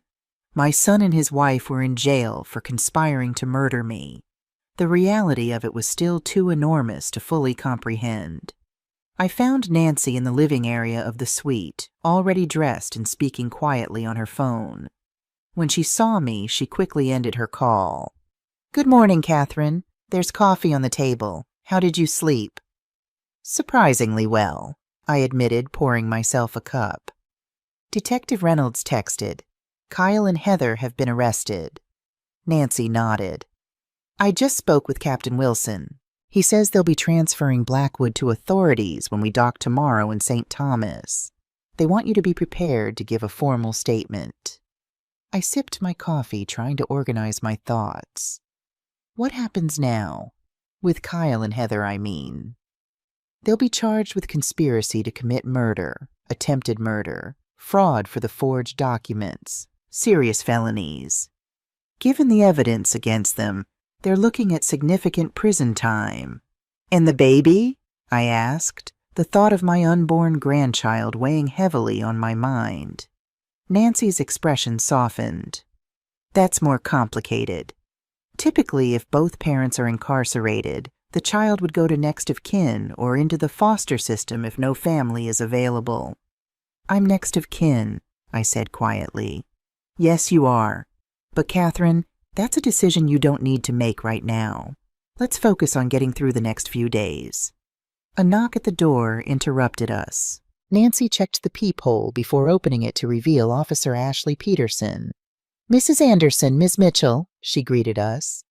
"Captain Wilson asked me to inform you that Mr. Blackwood is requesting to speak with Mrs. Anderson." I set down my coffee cup with a shaking hand. Why would he want to speak with me? He didn't say. "The captain wanted me to assure you that you're under no obligation to meet with him. This is entirely your choice." I considered for a moment. Blackwood was the man hired to kill me, but he was also a key witness against Kyle. Speaking with him might provide insights I couldn't get elsewhere. "I'll see him," I decided. "But I want Nancy with me." "Of course," Ashley nodded. "And I'll be present as well." 30 minutes later, we were led to a secure room adjacent to the ship's brig. Richard Blackwood sat at a small table, his hands cuffed in front of him. He looked different from the confident man who had been stalking me. Smaller somehow, his military bearing diminished by his circumstances. "Mrs. Anderson," he acknowledged as I entered with Nancy and Ashley. "Thank you for coming." I took the seat across from him, meeting his gaze steadily. "Why did you want to see me?" "To apologize," he said simply. "Not that it matters much now, but I want you to know this isn't what I signed up for." "You were hired to kill me," I stated flatly. "What exactly did you think you were signing up for?" Blackwood had the grace to look ashamed. "Kyle told me you were terminally ill, said you had late-stage cancer and were in pain but refusing treatment. He claimed you tried to take your own life twice, and the cruise was a way to give you peace while protecting the family from scandal." I stared at him, momentarily speechless. Kyle had constructed an elaborate lie to rationalize my murder even to his hired killer. "As you can see," I finally said, "I'm perfectly healthy." "I realized that after observing you for a few days," Blackwood admitted. "But by then, I'd already taken half the payment. The Marino family doesn't allow refunds." "The gambling operation Kyle owes money to," I clarified. Blackwood nodded. "Kyle owes them over $300,000. They were getting impatient. When he approached them about solving a family problem, they connected him with me. I normally handle security for them, not this kind of work." "Yet you were willing to murder an innocent woman." "I'm not asking for forgiveness, Mrs. Anderson. Just telling you that your son is even more deceitful than you realize. He's manipulated everyone around him, his wife, me, the Marinos." "What about Heather?" I asked. "How involved was she?" "Completely. She was the one who suggested the cruise. Said it would be the perfect cover. Elderly woman, tragedy at sea, grieving family left behind." His expression darkened. "She's cold, that one. Colder than Kyle." I absorbed this. Another layer of betrayal to process. "The baby," I said suddenly. "Is Heather really pregnant?" Blackwood looked surprised. "Yes, about 4 months along from what I gathered. They talked about needing a fresh start for the baby. New identities, new location. The life insurance in your house were going to fund their disappearance after paying off the Marinos." So it was true. Somewhere in a Chicago jail cell, Heather was carrying my grandchild, a baby who would now be born into a nightmare not of its making. "Mr. Blackwood," I said, rising to my feet, "thank you for your honesty, belated though it may be. I hope you realize that nothing you've said changes what you tried to do." "I know," he replied quietly. "But Mrs. Anderson, watch your back even after Kyle and Heather are locked up. The Marino family doesn't like loose ends, and you're a significant loose end." A chill ran through me at his warning. I hadn't considered that the danger might extend beyond Kyle and his immediate plans. As we left the brig, Nancy looked concerned. "Catherine, we should take his warning seriously. These gambling operations are dangerous." "I'll speak with Detective Reynolds," I assured her. "He needs to know about this new threat." Back in Nancy's suite, I called Frank and related everything Blackwood had told me, including the warning about the Marino family. "I'm already aware of the Marinos," Frank confirmed. "They're a mid-level operation, dangerous but not cartel level. I've notified my contacts in the organized crime division. They've been wanting to build a case against the Marinos for years. Your situation might give them the opening they need." "What about Kyle and Heather? Have they said anything?" "Kyle is denying everything, claiming you're confused or imagining things. Heather, however, started talking the moment they separated them. She's trying to pin everything on Kyle, saying he coerced her into the plan." "And the pregnancy?" "Confirmed. She's 17 weeks out." I closed my eyes, processing this. "Frank, what will happen to the baby?" A pause. "Eventually, the courts will determine custody. Given that both parents are likely facing lengthy prison terms, they'll look to family members first. As grandmother, you would have priority if you choose to pursue custody." The idea was overwhelming, raising my would-be murderer's child at 64. Yet the alternative, my grandchild in foster care, seemed equally unthinkable. "I need time to think about that," I said finally. "Of course. For now, focus on getting home safely. We can discuss next steps when you're back in Chicago." After hanging up, I turned to Nancy, who had been discreetly giving me privacy during the call. "Kyle is denying everything. Heather is blaming him for everything, and I have to decide whether to take custody of their child." Nancy sat beside me on the sofa. "Catherine, listen to me. You've shown incredible strength these past few days, but don't feel you need to make all these decisions immediately. Give yourself time to process what's happened." I nodded gratefully. "I just keep thinking, how did I miss the signs? How did I raise a son capable of this?" "You didn't miss anything," Nancy said firmly. "Some people make choices that have nothing to do with their upbringing. Kyle is responsible for his actions, not you." The rest of the day passed in a blur of preparations. Captain Wilson arranged for me to move to a new cabin for our final night on the ship, as mine was still considered part of the crime scene. I gave formal statements to the ship's security team and spoke with a representative from the FBI via satellite phone, as crimes committed in international waters fell under federal jurisdiction. By evening, I was emotionally and physically exhausted. Nancy suggested we have a quiet dinner in her suite rather than facing the crowded restaurants, and I gratefully accepted. As we ate, Nancy shared more about her life, her 30-year marriage to David before his murder, her career as an investigator, her 3 grown children and 5 grandchildren in Miami. "You should come visit when this is all over," she offered. "Florida is lovely in winter, and I have plenty of room." "I might take you up on that," I replied, surprised to find myself contemplating a future beyond the immediate crisis. "I've never been to Florida." "It would do you good," Nancy insisted. "New places, new experiences. They help put the past in perspective." Later that night, as I prepared for bed in my temporary cabin, my phone rang. It was an unknown number, but I answered cautiously. "Mrs. Anderson?" a female voice asked. "This is Judith Lambert, Heather's mother." I sat down heavily on the edge of the bed. "Mrs. Lambert, please call me Judith. Her voice broke. "I just learned what Heather and Kyle were planning. I'm so sorry, Catherine. So deeply, profoundly sorry." Her genuine distress touched me. Here was another mother whose child had betrayed everything she'd taught them. "Judith, you're not responsible for their actions," I said, echoing Nancy's earlier words to me. "I know, but still, I can't imagine what you must be feeling." She paused. "Catherine, I also learned about the baby. My grandchild. Our grandchild." "Yes," I acknowledged.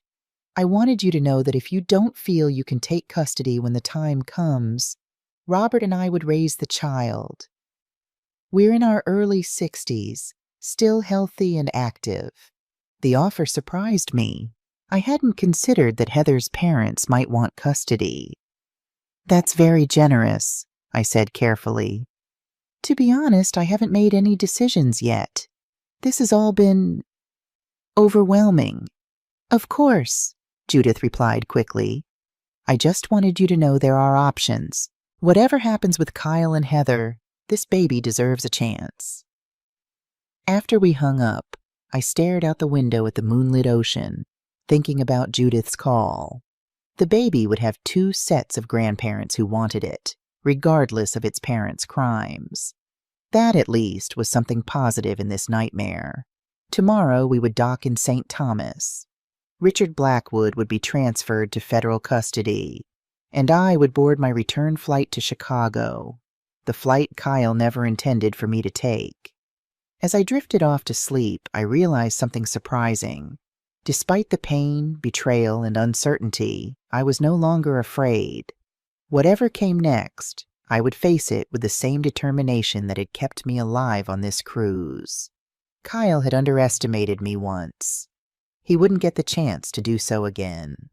The final morning on the Caribbean Star dawned clear and brilliant, the island of St. Thomas visible on the horizon as we approached port. I stood on the deck watching the lush green mountains grow larger, feeling a strange mix of relief and apprehension. The immediate danger had passed. Richard Blackwood was in custody, and Kyle and Heather were in jail awaiting arraignment.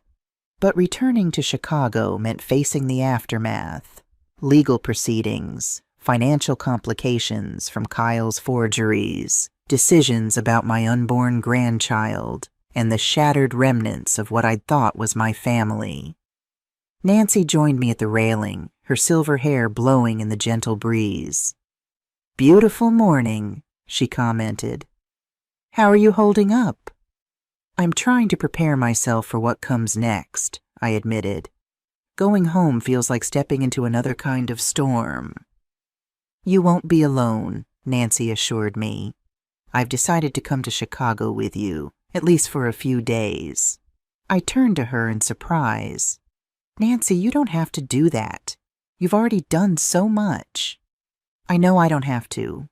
I want to." Her eyes held mine steadily. "Catherine, what we've been through together creates a bond. Besides, I have experience with the legal process in cases like this. You could use an advocate who understands the system." Tears welled in my eyes unexpectedly. After decades of being the strong one, always giving support rather than receiving it, Nancy's offer touched something deep within me. "Thank you," I managed, briefly squeezing her hand. As the ship docked, Captain Wilson approached us. "Mrs. Anderson, federal agents are waiting to take custody of Mr. Blackwood and to take your formal statement. Officer Peterson will escort you to the meeting room when you're ready." I nodded. "I'd like to thank you again, Captain, for everything you and your crew have done. If not for your willingness to believe me and act quickly—" "No thanks necessary," he replied warmly. "This ship is my responsibility, and every passenger's safety is paramount." He hesitated, then added, "If I may say so, Mrs. Anderson, you've shown remarkable courage throughout this ordeal. Many people would have collapsed under such circumstances." After the captain left, Nancy and I returned to our cabins to finish packing. At 10 o'clock a.m., Ashley Peterson arrived to escort me to the meeting with federal agents. The meeting was conducted in a private conference room near the ship's administrative offices. 2 FBI agents, a serious young woman named Agent Diaz, and an older man introduced as Agent Whitman, took my statement, recorded my account of events, and collected the audio recordings Nancy and I had made of conversations with Kyle, Heather, and Blackwood. "Mrs. Anderson," Agent Diaz said as we concluded, "your evidence will be extremely valuable in building the case against your son and daughter-in-law. We'll likely need you to testify when this goes to trial." "I understand," I replied, the thought of facing Kyle in court simultaneously terrifying and necessary. "We've also opened an investigation into the Merino gambling operation based on information from Mr. Blackwood," Agent Whitman added. "Your cooperation could help bring down a dangerous criminal enterprise." "I'll help however I can," I assured them. As we prepared to disembark, I felt a growing anxiety about returning to the house where Kyle had plotted my death, to the city where he and Heather were now in custody, to the life that had been irreparably altered. "Are you sure you don't want to come to Miami with me first?" Nancy asked, sensing my unease. "You could take some time, regroup before facing everything in Chicago." I considered her offer seriously. A reprieve, a chance to catch my breath in a new environment, was tempting, but something in me needed to confront this head on. "Thank you, but no. I need to go home to reclaim my life. Running away, even temporarily, feels like giving Kyle a victory he doesn't deserve." Nancy nodded, understanding in her eyes. "Then I'm coming with you, as I said." We disembarked together, pulling our luggage through the bustling port of Charlotte-Amalie. As we made our way toward the airport shuttle, I spotted Richard Blackwood being led away in handcuffs by federal agents. Our eyes met briefly across the distance. He gave me a slight nod, almost respectful, before being placed in a waiting vehicle. "There goes the man who was supposed to kill me," I murmured to Nancy. "And instead he's going to help put Kyle away," she replied. Life has a way of creating unexpected justice. The flight from St. Thomas to Chicago felt surreal. While other passengers chatted about their vacations and souvenirs, I was returning from a cruise where my own son had arranged for my murder. The contrast was almost too stark to comprehend. As the plane began its descent into Chicago, I gazed out the window at the familiar skyline, steeling myself for what lay ahead. Nancy, seated beside me, placed a reassuring hand over mine. "One step at a time," she said simply. Detective Frank Reynolds was waiting for us at the arrival gate, his tall figure easy to spot in the crowd. He greeted me with genuine relief. "Mrs. Anderson, I can't tell you how glad I am to see you safe." "Thank you for everything you did, Frank," I replied, introducing him to Nancy. As we drove toward my house, Frank updated me on developments with Kyle and Heather. They're being held without bail, pending arraignment. Kyle continues to deny everything, claiming you misunderstood what you heard, and that Blackwood acted independently. Heather, however, has been more cooperative. She's offered to testify against Kyle in exchange for a reduced sentence. "She's trying to save herself," Nancy commented from the back seat. "Exactly," Frank agreed. "She's painting herself as a victim of Kyle's manipulation, claiming she went along with the plan out of fear." "Do you think the prosecutor will accept her deal?" I asked. "Possibly. Her testimony would strengthen the case against Kyle, but with Blackwood's confession and the evidence we already have, it's not essential. The DA will make that call." As we turned onto my street, anxiety tightened my chest. The small ranch house I'd called home for 30 years came into view. The house Kyle had used as collateral for his secret loans. The house he had expected to inherit upon my death. Frank parked in the driveway and insisted on checking the house before Nancy and I entered. After confirming it was secure, he carried our bags inside while I stood in the living room, taking in the familiar surroundings with new eyes. This was where Kyle had stood talking on the phone about my accident. This was where he had casually discussed collecting my life insurance. The home that had once represented security now felt tainted by his betrayal. "Catherine?" Nancy's voice broke through my thoughts. "Should I put on some coffee?" "Yes, please," I replied, grateful for her practical suggestion. "The kitchen is through there." While Nancy busied herself in the kitchen, Frank showed me the documentation he'd gathered about Kyle's financial deceptions. Loan agreements with my forged signature, bank statements showing large withdrawals, evidence of payments to the Marino gambling operation. "The fraud charges alone could put him away for years," Frank explained. "Add the conspiracy to commit murder and attempted murder charges, and he's looking at potentially 20 years or more." The reality of it, my son spending decades in prison, hit me with fresh force. Despite everything Kyle had done, a part of me still struggled to reconcile the smiling boy in the photos on my mantel with the man who had plotted my death. Nancy returned with coffee, her observant eyes noting my distress. "Frank, I think that's enough for today. Catherine needs rest." He nodded, gathering his papers. "Of course. Mrs. Anderson, I'll be in touch tomorrow. The prosecutor will want to meet with you soon to prepare for the arraignment."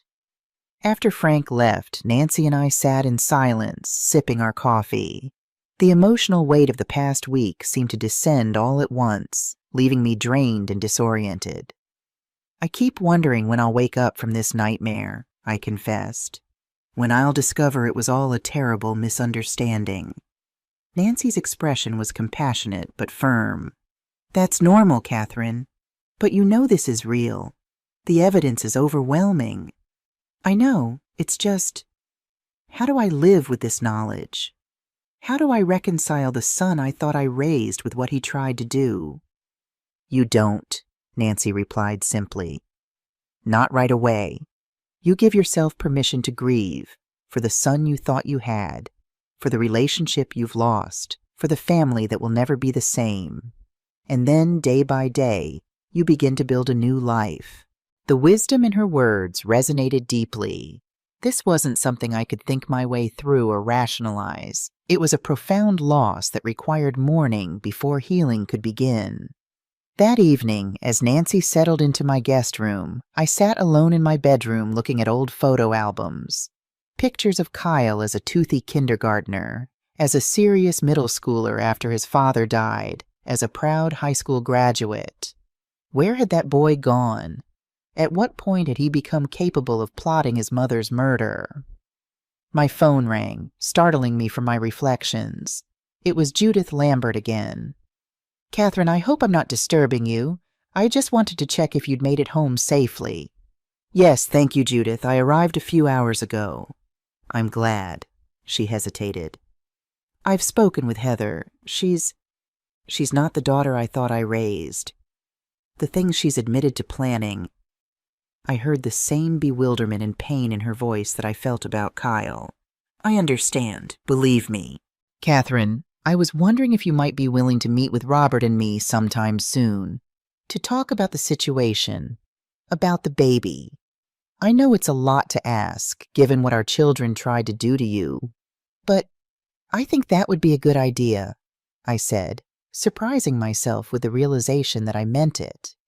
"We're connected now, whether we wanted to be or not, and the baby deserves for us to communicate."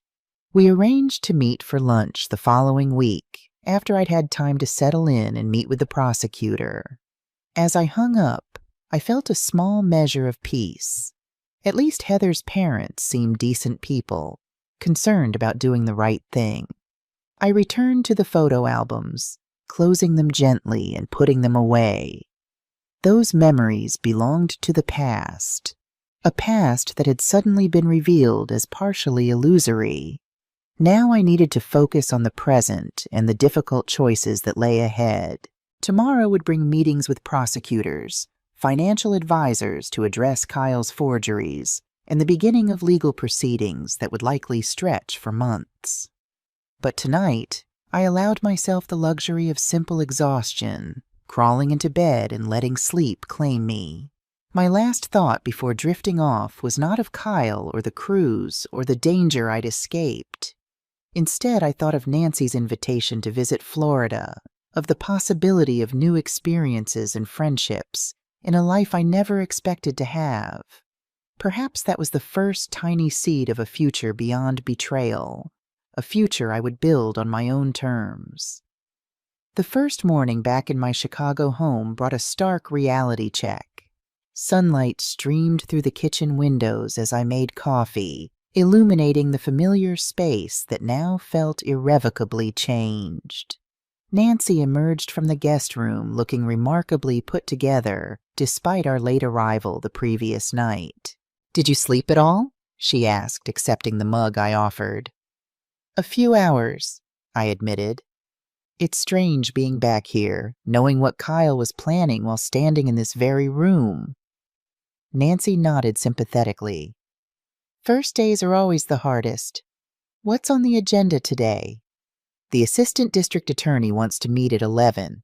Then I need to see my bank about the forged loan documents." My phone rang.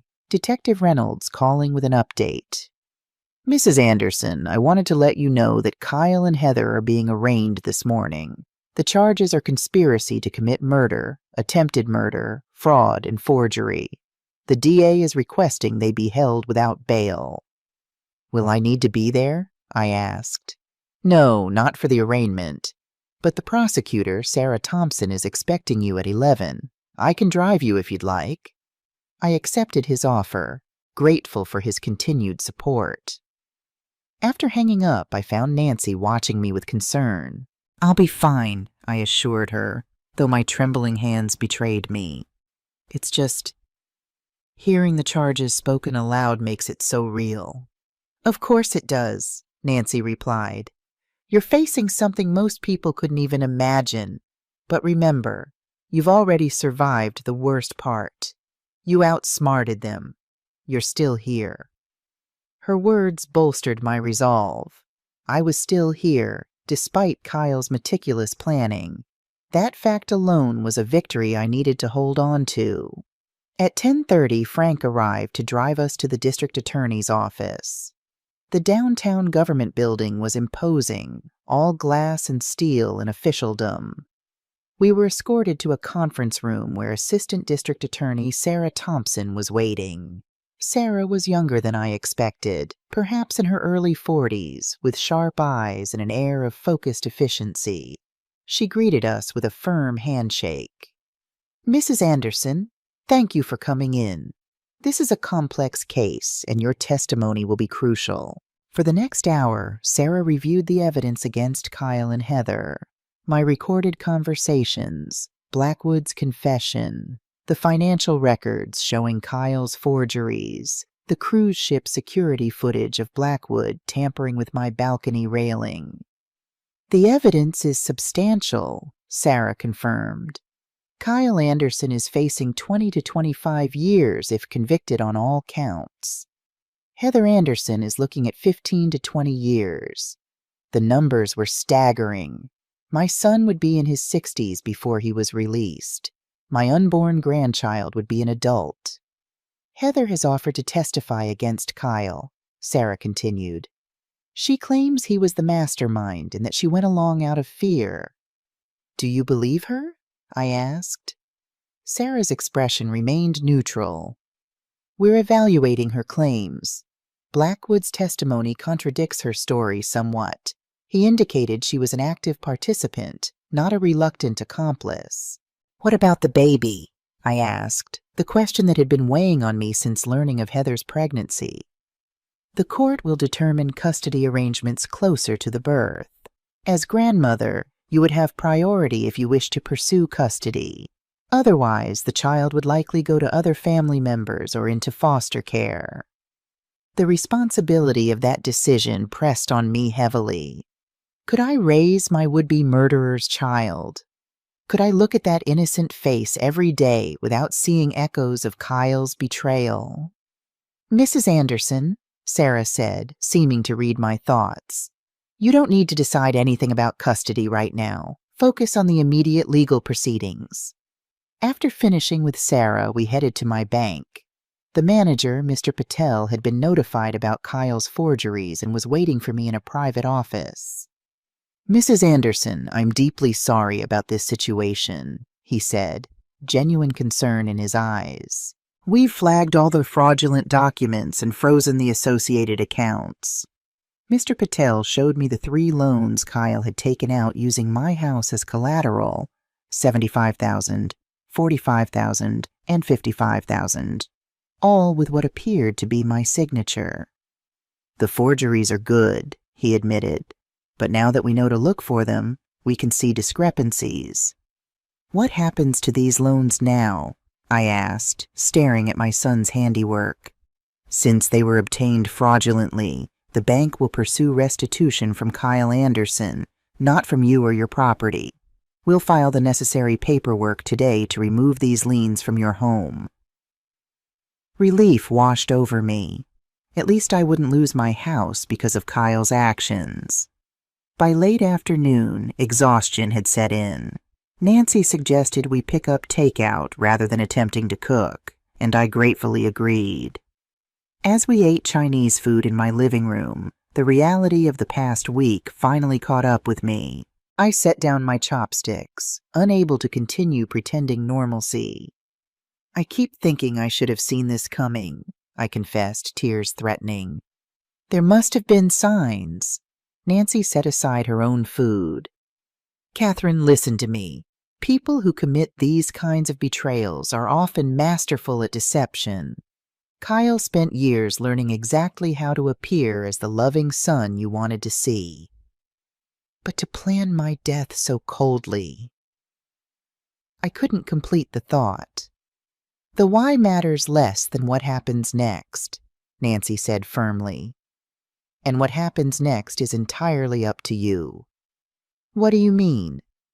I mean that you get to decide what your life looks like now. Not Kyle, not the courts, not the past. You. Her words struck something deep within me. The realization that despite everything that had been taken from me, I still had choice. I still had agency. I still had a future, however altered from what I'd imagined. That night, lying in bed, I allowed myself to consider possibilities I'd never contemplated before. Without the weight of Kyle's expectations or supposed needs, what did I want for myself? What dreams had I deferred or abandoned that might now be rekindled? The questions had no immediate answers, but asking them felt like the first tentative step toward healing. 3 days after returning to Chicago, I received a call from Sarah Thompson. Mrs. Anderson, Kyle's attorney has requested a meeting between you and Kyle. You're under no obligation to agree. My heart stuttered. Why does he want to see me? He claims he wants to explain himself, to apologize. But I should warn you that these meetings are often attempts to manipulate victims or pressure them into dropping charges. I thought carefully about what seeing Kyle might mean. The pain would be immense, but there were questions only he could answer. Questions that haunted my sleepless nights. I'll meet with him, I decided. But I want you present, and Nancy Mitchell as well. Sarah arranged the meeting for the following morning at the detention center. That night I barely slept, rehearsing what I might say to the son who had planned my death. Nancy accompanied me to the meeting, her steady presence a ballast against my churning emotions. We were led to a small conference room where Sarah was waiting. Minutes later, Kyle was brought in wearing an orange jumpsuit, his hands cuffed in front of him. A guard positioned himself by the door. My first sight of Kyle nearly undid me. He looked pale and haggard, his usually meticulously styled hair disheveled. But it was the familiarity that hurt most, the shape of his eyes so like his father's, the chin that had always been stubbornly set even as a toddler. "Mom," he said, his voice cracking slightly. I didn't respond. Couldn't respond. Nancy's hand found mine under the table, squeezing gently. "Thank you for agreeing to see me," Kyle continued when I remained silent. "I know you probably hate me right now." "I don't hate you, Kyle," I finally said, surprised by the steadiness in my voice. "I don't understand you. I don't recognize you. But I don't hate you." Kyle's eyes filled with tears. "Mom, this is all a terrible misunderstanding. I never wanted to hurt you. Blackwood misinterpreted what I was asking him to do." The transparent lie stoked a sudden anger in me. "Stop. Just stop. They have the recordings, Kyle. They have your text messages to Blackwood. They have the forged loan documents. There's no misunderstanding." "I was desperate," he pleaded, dropping the pretense. "The gambling debts, the people I owed money to, they were threatening to hurt Heather, to hurt me." "So you decided to hurt me instead," I stated flatly. "It wasn't like that. I convinced myself it would be quick, painless, that you'd never know." The cold calculation in his words sent a chill through me. "And that made it acceptable? That I wouldn't know you were murdering me?" Kyle's face crumpled. "I messed up, Mom. I messed up so badly. But please, you have to help me. If you tell them you forgive me, that you don't want to press charges." "No," I interrupted, a strange calm settling over me. "I'm not doing that, Kyle. Actions have consequences. Your father taught you that. I taught you that. Somewhere along the way, you decided that rule didn't apply to you. Mom, please, he begged, real fear now visible in his eyes. "I'm going to be a father. I can't raise my child from prison." "You should have thought of that before you planned to deprive your child of a grandmother," I replied, standing up. "I've heard enough, Sarah." "Wait," Kyle called as I turned to leave. "What about the baby?" "My baby?" I paused, looking back at my son, this stranger wearing Kyle's face. "That child will be cared for and loved. Whether by me or by Heather's parents, that's yet to be determined. But unlike you, we won't abandon an innocent life when it becomes inconvenient." As Nancy and I left the conference room, Kyle's broken sobs echoed behind us. In the hallway, I leaned against the wall, suddenly unsteady. "You did well," Nancy said quietly. "That couldn't have been easy." "It wasn't," I admitted, "but it was necessary for both of us." Later that afternoon, Sarah called to inform me that Kyle's attorney had approached her about a plea deal. "He's offering to plead guilty to conspiracy and fraud in exchange for a reduced sentence, 15 years instead of 25. "What do you think?" I asked. "Honestly? It would spare you a trial, which can be grueling for victims, and 15 years is still substantial time." She paused. "But this is your decision, Mrs. Anderson. You're the one most affected by his crimes." I considered what a trial would mean, having to testify, having to relive every painful detail, having my family's darkest moments made public record. Yet there was also the matter of justice. "I'll accept the plea deal," I decided, "but only if he admits to everything. No minimizing, no claiming it was a misunderstanding. The record needs to show exactly what he did." Sarah agreed to present my conditions. 2 days later, she called back to confirm Kyle had accepted. "He'll formally plead guilty next week. 15 years, with possibility of parole after 12, contingent on his full admission of guilt." Heather's situation proved more complicated. Her attorney was pushing hard for leniency due to her pregnancy and her claims of coercion by Kyle. After much negotiation, she agreed to plead guilty to being an accessory to attempted murder and fraud, resulting in a 7-year sentence. The plea agreements brought a measure of resolution, but questions about the baby remained. I arranged to meet with Judith and Robert Lambert at a quiet restaurant downtown. They arrived looking much as I felt, shell-shocked, aged by grief and confusion. "Catherine," Judith greeted me, embracing me awkwardly. "Thank you for agreeing to meet." "Of course," I replied, settling into my seat. "We have important matters to discuss." Robert, a tall, distinguished-looking man with silver hair, spoke directly. "Catherine, we want you to know that we're as horrified by Heather's actions as you must be. We raised her to know right from wrong, to value human life. This is incomprehensible to us." "I understand completely," I assured them. "I've been asking myself the same questions about Kyle." "The baby is due in 4 months, Judith said, her hand unconsciously moving to her own stomach. "Heather will give birth in custody."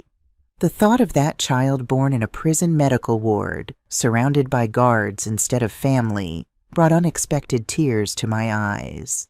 "What are your thoughts about custody?" I asked carefully. Judith and Robert exchanged glances. "We'd like to raise our grandchild," Robert said. "We're still young enough, healthy enough, but we recognize your claim as Kyle's mother is equally valid." "And we would never try to keep the child from you," Judith added quickly. "You would always be welcome in our grandchild's life." Their openness moved me. These people had every reason to avoid me, to see me as the woman whose testimony had sent their daughter to prison. Instead, they were offering shared grandparenthood. "I've been wrestling with this decision," I confessed. "Part of me feels obligated to raise Kyle's child myself, but at 64, starting over with an infant, I trailed off, then gathered my courage to speak my truth. I think the baby would be better off with you as primary caregivers, with me as a very involved grandmother. The relief on their faces was palpable. We would welcome that, Judith said, reaching across the table to squeeze my hand. This child deserves all the love and stability we can provide. We spent the next hour discussing practical arrangements, how I would visit, holidays, what the child would call each of us.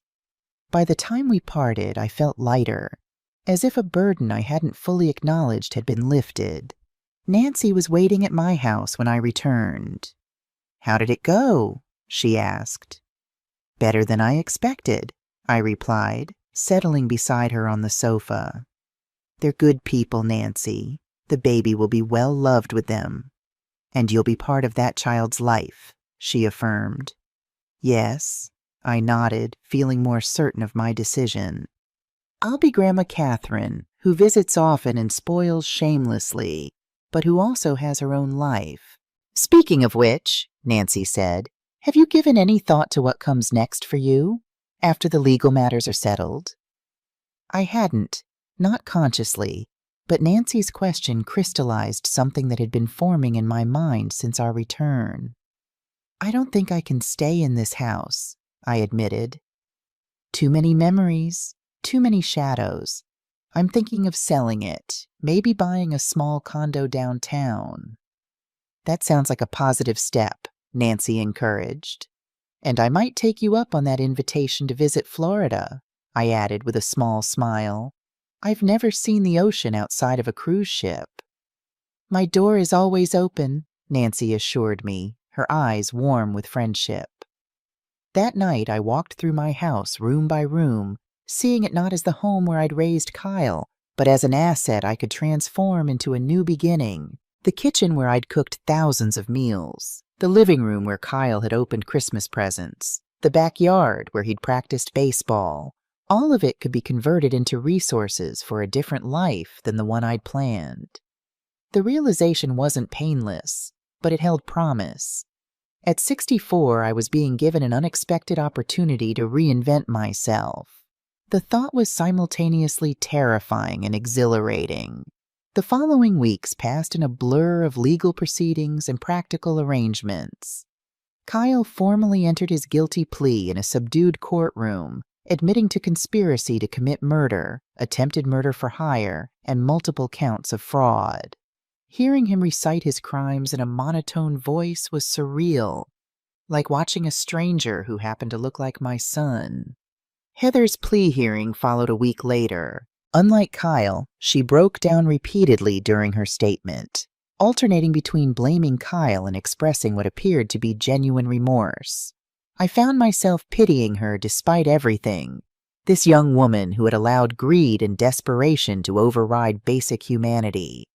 Richard Blackwood, who had been transferred to Chicago, accepted a plea deal in exchange for his testimony against the Marino gambling operation.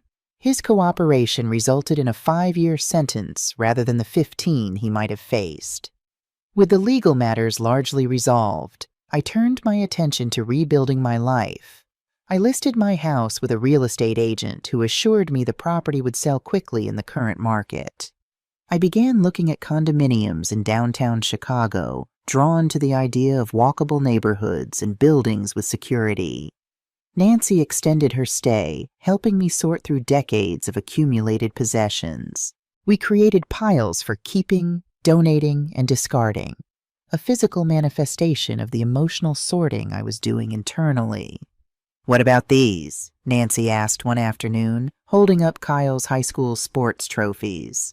I considered them for a moment. "Store them," I decided. "His child might want them someday." We worked our way through the house methodically, room by room.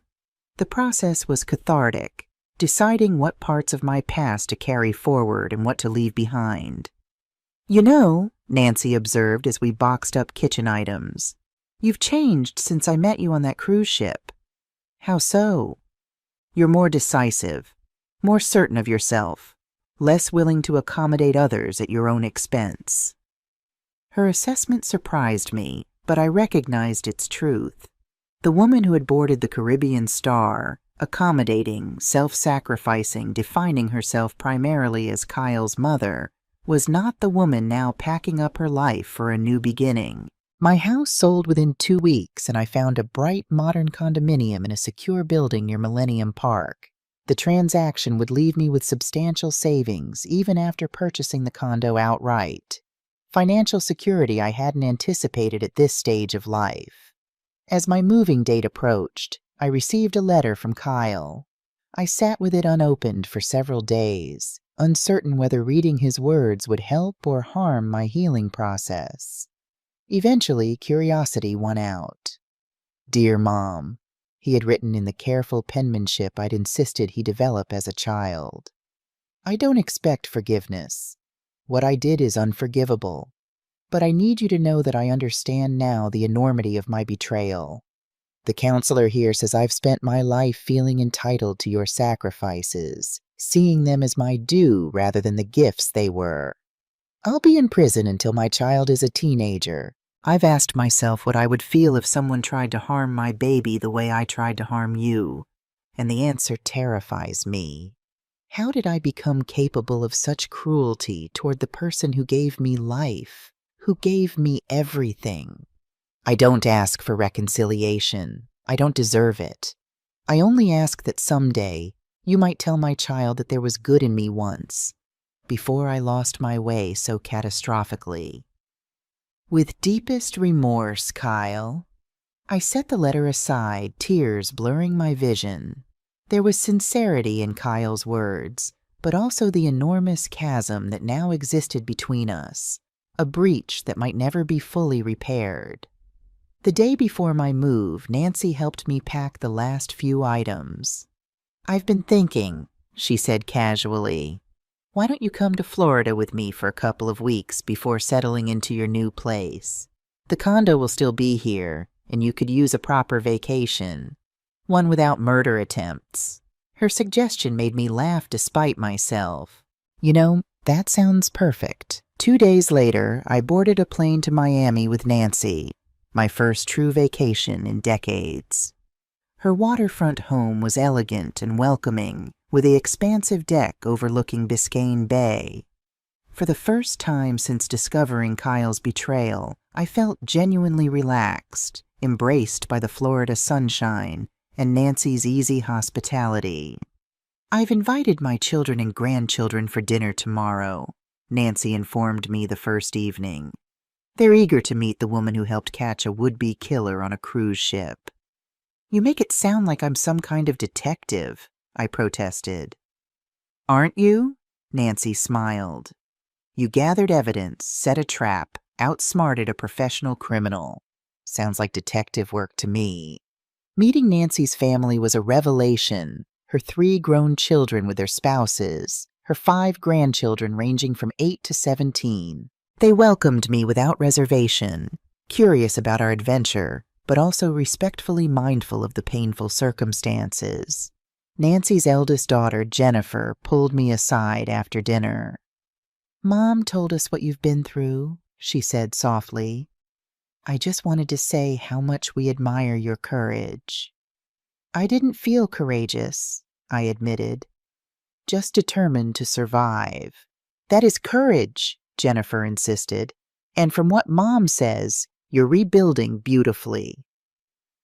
Over the next 2 weeks, Nancy showed me her Florida, not just the tourist attractions, but the hidden beaches, the family-owned restaurants, the botanical gardens she volunteered at twice weekly. I found myself relaxing into the rhythm of her life, enjoying the warmth and brightness after Chicago's winter gloom. "You could stay longer, you know," Nancy suggested as we watched the sunset from her deck. "Or come back whenever you like. My guest room is always available." "I might take you up on that," I replied, realizing I meant it. "But I need to get settled in Chicago first. The baby will be born in a few months, and I want to be present for that." Nancy nodded understandingly. "The future grandmother needs to prepare." "Exactly, though future grandmother sounds much better than woman whose son tried to kill her for inheritance money." Nancy laughed, a rich, genuine sound that I'd come to treasure. Catherine Anderson, did you just make a joke about your murder attempt? I believe I did, I answered, surprised by my own capacity for dark humor. That's progress, isn't it? Significant progress, Nancy confirmed, raising her wine glass. To survivors who refuse to be merely victims. I clinked my glass against hers. To unexpected friendships forged in crisis. And to second acts, Nancy added. Yours is just beginning. When I returned to Chicago, my new condominium was waiting, a blank canvas ready for the next chapter of my life. I arranged my carefully curated possessions, deliberately creating a space that honored select memories while leaving room for new experiences. 3 months later, Judith Lambert called with news that Heather had gone into labor. I drove immediately to the hospital where Heather would be giving birth under guard. In the waiting room, I found Judith and Robert looking anxious but excited. "Catherine!" Judith embraced me warmly. "We're so glad you're here." 5 hours later, a nurse appeared with news. "It's a boy," she announced. 6 pounds, 9 ounces. Mother and baby are doing well. "Have you seen him?" I asked Judith. "Not yet. They're cleaning him up now." She hesitated. "Would you like to come with us for the first visit?" I nodded, suddenly emotional. Together, the 3 of us were led to a small room where Heather lay in a hospital bed, a tiny bundle in her arms. 2 corrections officers stood discreetly by the door. Heather looked up as we entered, her face a complex mixture of joy, sorrow, and shame. "Mom, Dad," she acknowledged. Then her eyes found mine. "Catherine, thank you for coming." I approached the bed cautiously, looking down at the infant in her arms. He had a shock of dark hair like Kyle's, and tiny, perfect features that bore no trace of the circumstances of his conception or the crimes of his parents. "His name is Thomas," Heather said softly, "after Kyle's father, if that's okay." The gesture, naming the child after my late husband, caught me off guard. "It's more than okay," I managed. "It's perfect." Heather carefully transferred the baby to Judith's waiting arms, tears streaming down her face. "Mom, Dad, Catherine, I know I have no right to ask anything of any of you, but please love him enough for both Kyle and me during these years we can't be there." "We will," Robert promised, gently touching his grandson's cheek. "He'll know he's loved every day." When it was my turn to hold Thomas, I looked down into his sleeping face and felt an unexpected peace settle over me. This child represented both the worst and best of possibilities. Born from betrayal, yet offering a future unmarred by his parents' choices. "Hello, Thomas," I whispered. "I'm your Grandma Catherine, and you, little one, are going to be just fine." As I carefully passed Thomas back to Heather for their brief time together, before he would go home with Judith and Robert, I realized something profound. The cruise that was meant to end my life had instead transformed it. I had discovered strength I'd forgotten I possessed. I had found friendship with Nancy that enriched my days. And now, this tiny boy offered a connection to family that was complicated but genuine. Kyle had failed in his attempt to eliminate me for inheritance money. What he couldn't have anticipated was that his actions would ultimately free me from obligation, from self-sacrifice, from a life defined solely by motherhood. At 64, I was starting again, not despite Kyle's betrayal, but because of it. The painful catalyst had forced me to reclaim myself, to remember the woman who existed before and beyond being Kyle's mother. As I left the hospital that day, I called Nancy to share the news of Thomas's birth. "He's beautiful," I told her, "and I'm going to be part of his life, but on my terms." "As it should be," Nancy approved. "How does it feel?" I considered her question as I walked to my car under a bright spring sky. "It feels like Possibility, I answered finally. Like I've been given time I never expected to have, and I intend to use it well. That, Nancy replied, sounds exactly right. 3 months later, I boarded a plane to Miami again, this time not running from trauma, but moving confidently toward joy. Nancy was waiting at the airport, her arms open in welcome. "Ready for your swimming lessons?" she asked as we drove toward her home. I laughed, thinking of the schedule we'd planned. Swimming in the mornings, volunteering at Nancy's botanical garden in the afternoons, dinner with her family twice a week. "Ready for everything," I answered, and realized with quiet certainty that it was true. The woman who had boarded the Caribbean Star, believing her life was essentially over, had discovered instead that it was just beginning anew, different than planned, marked by scars of betrayal, but vibrant with possibility nonetheless. And that, perhaps, was the greatest victory of all.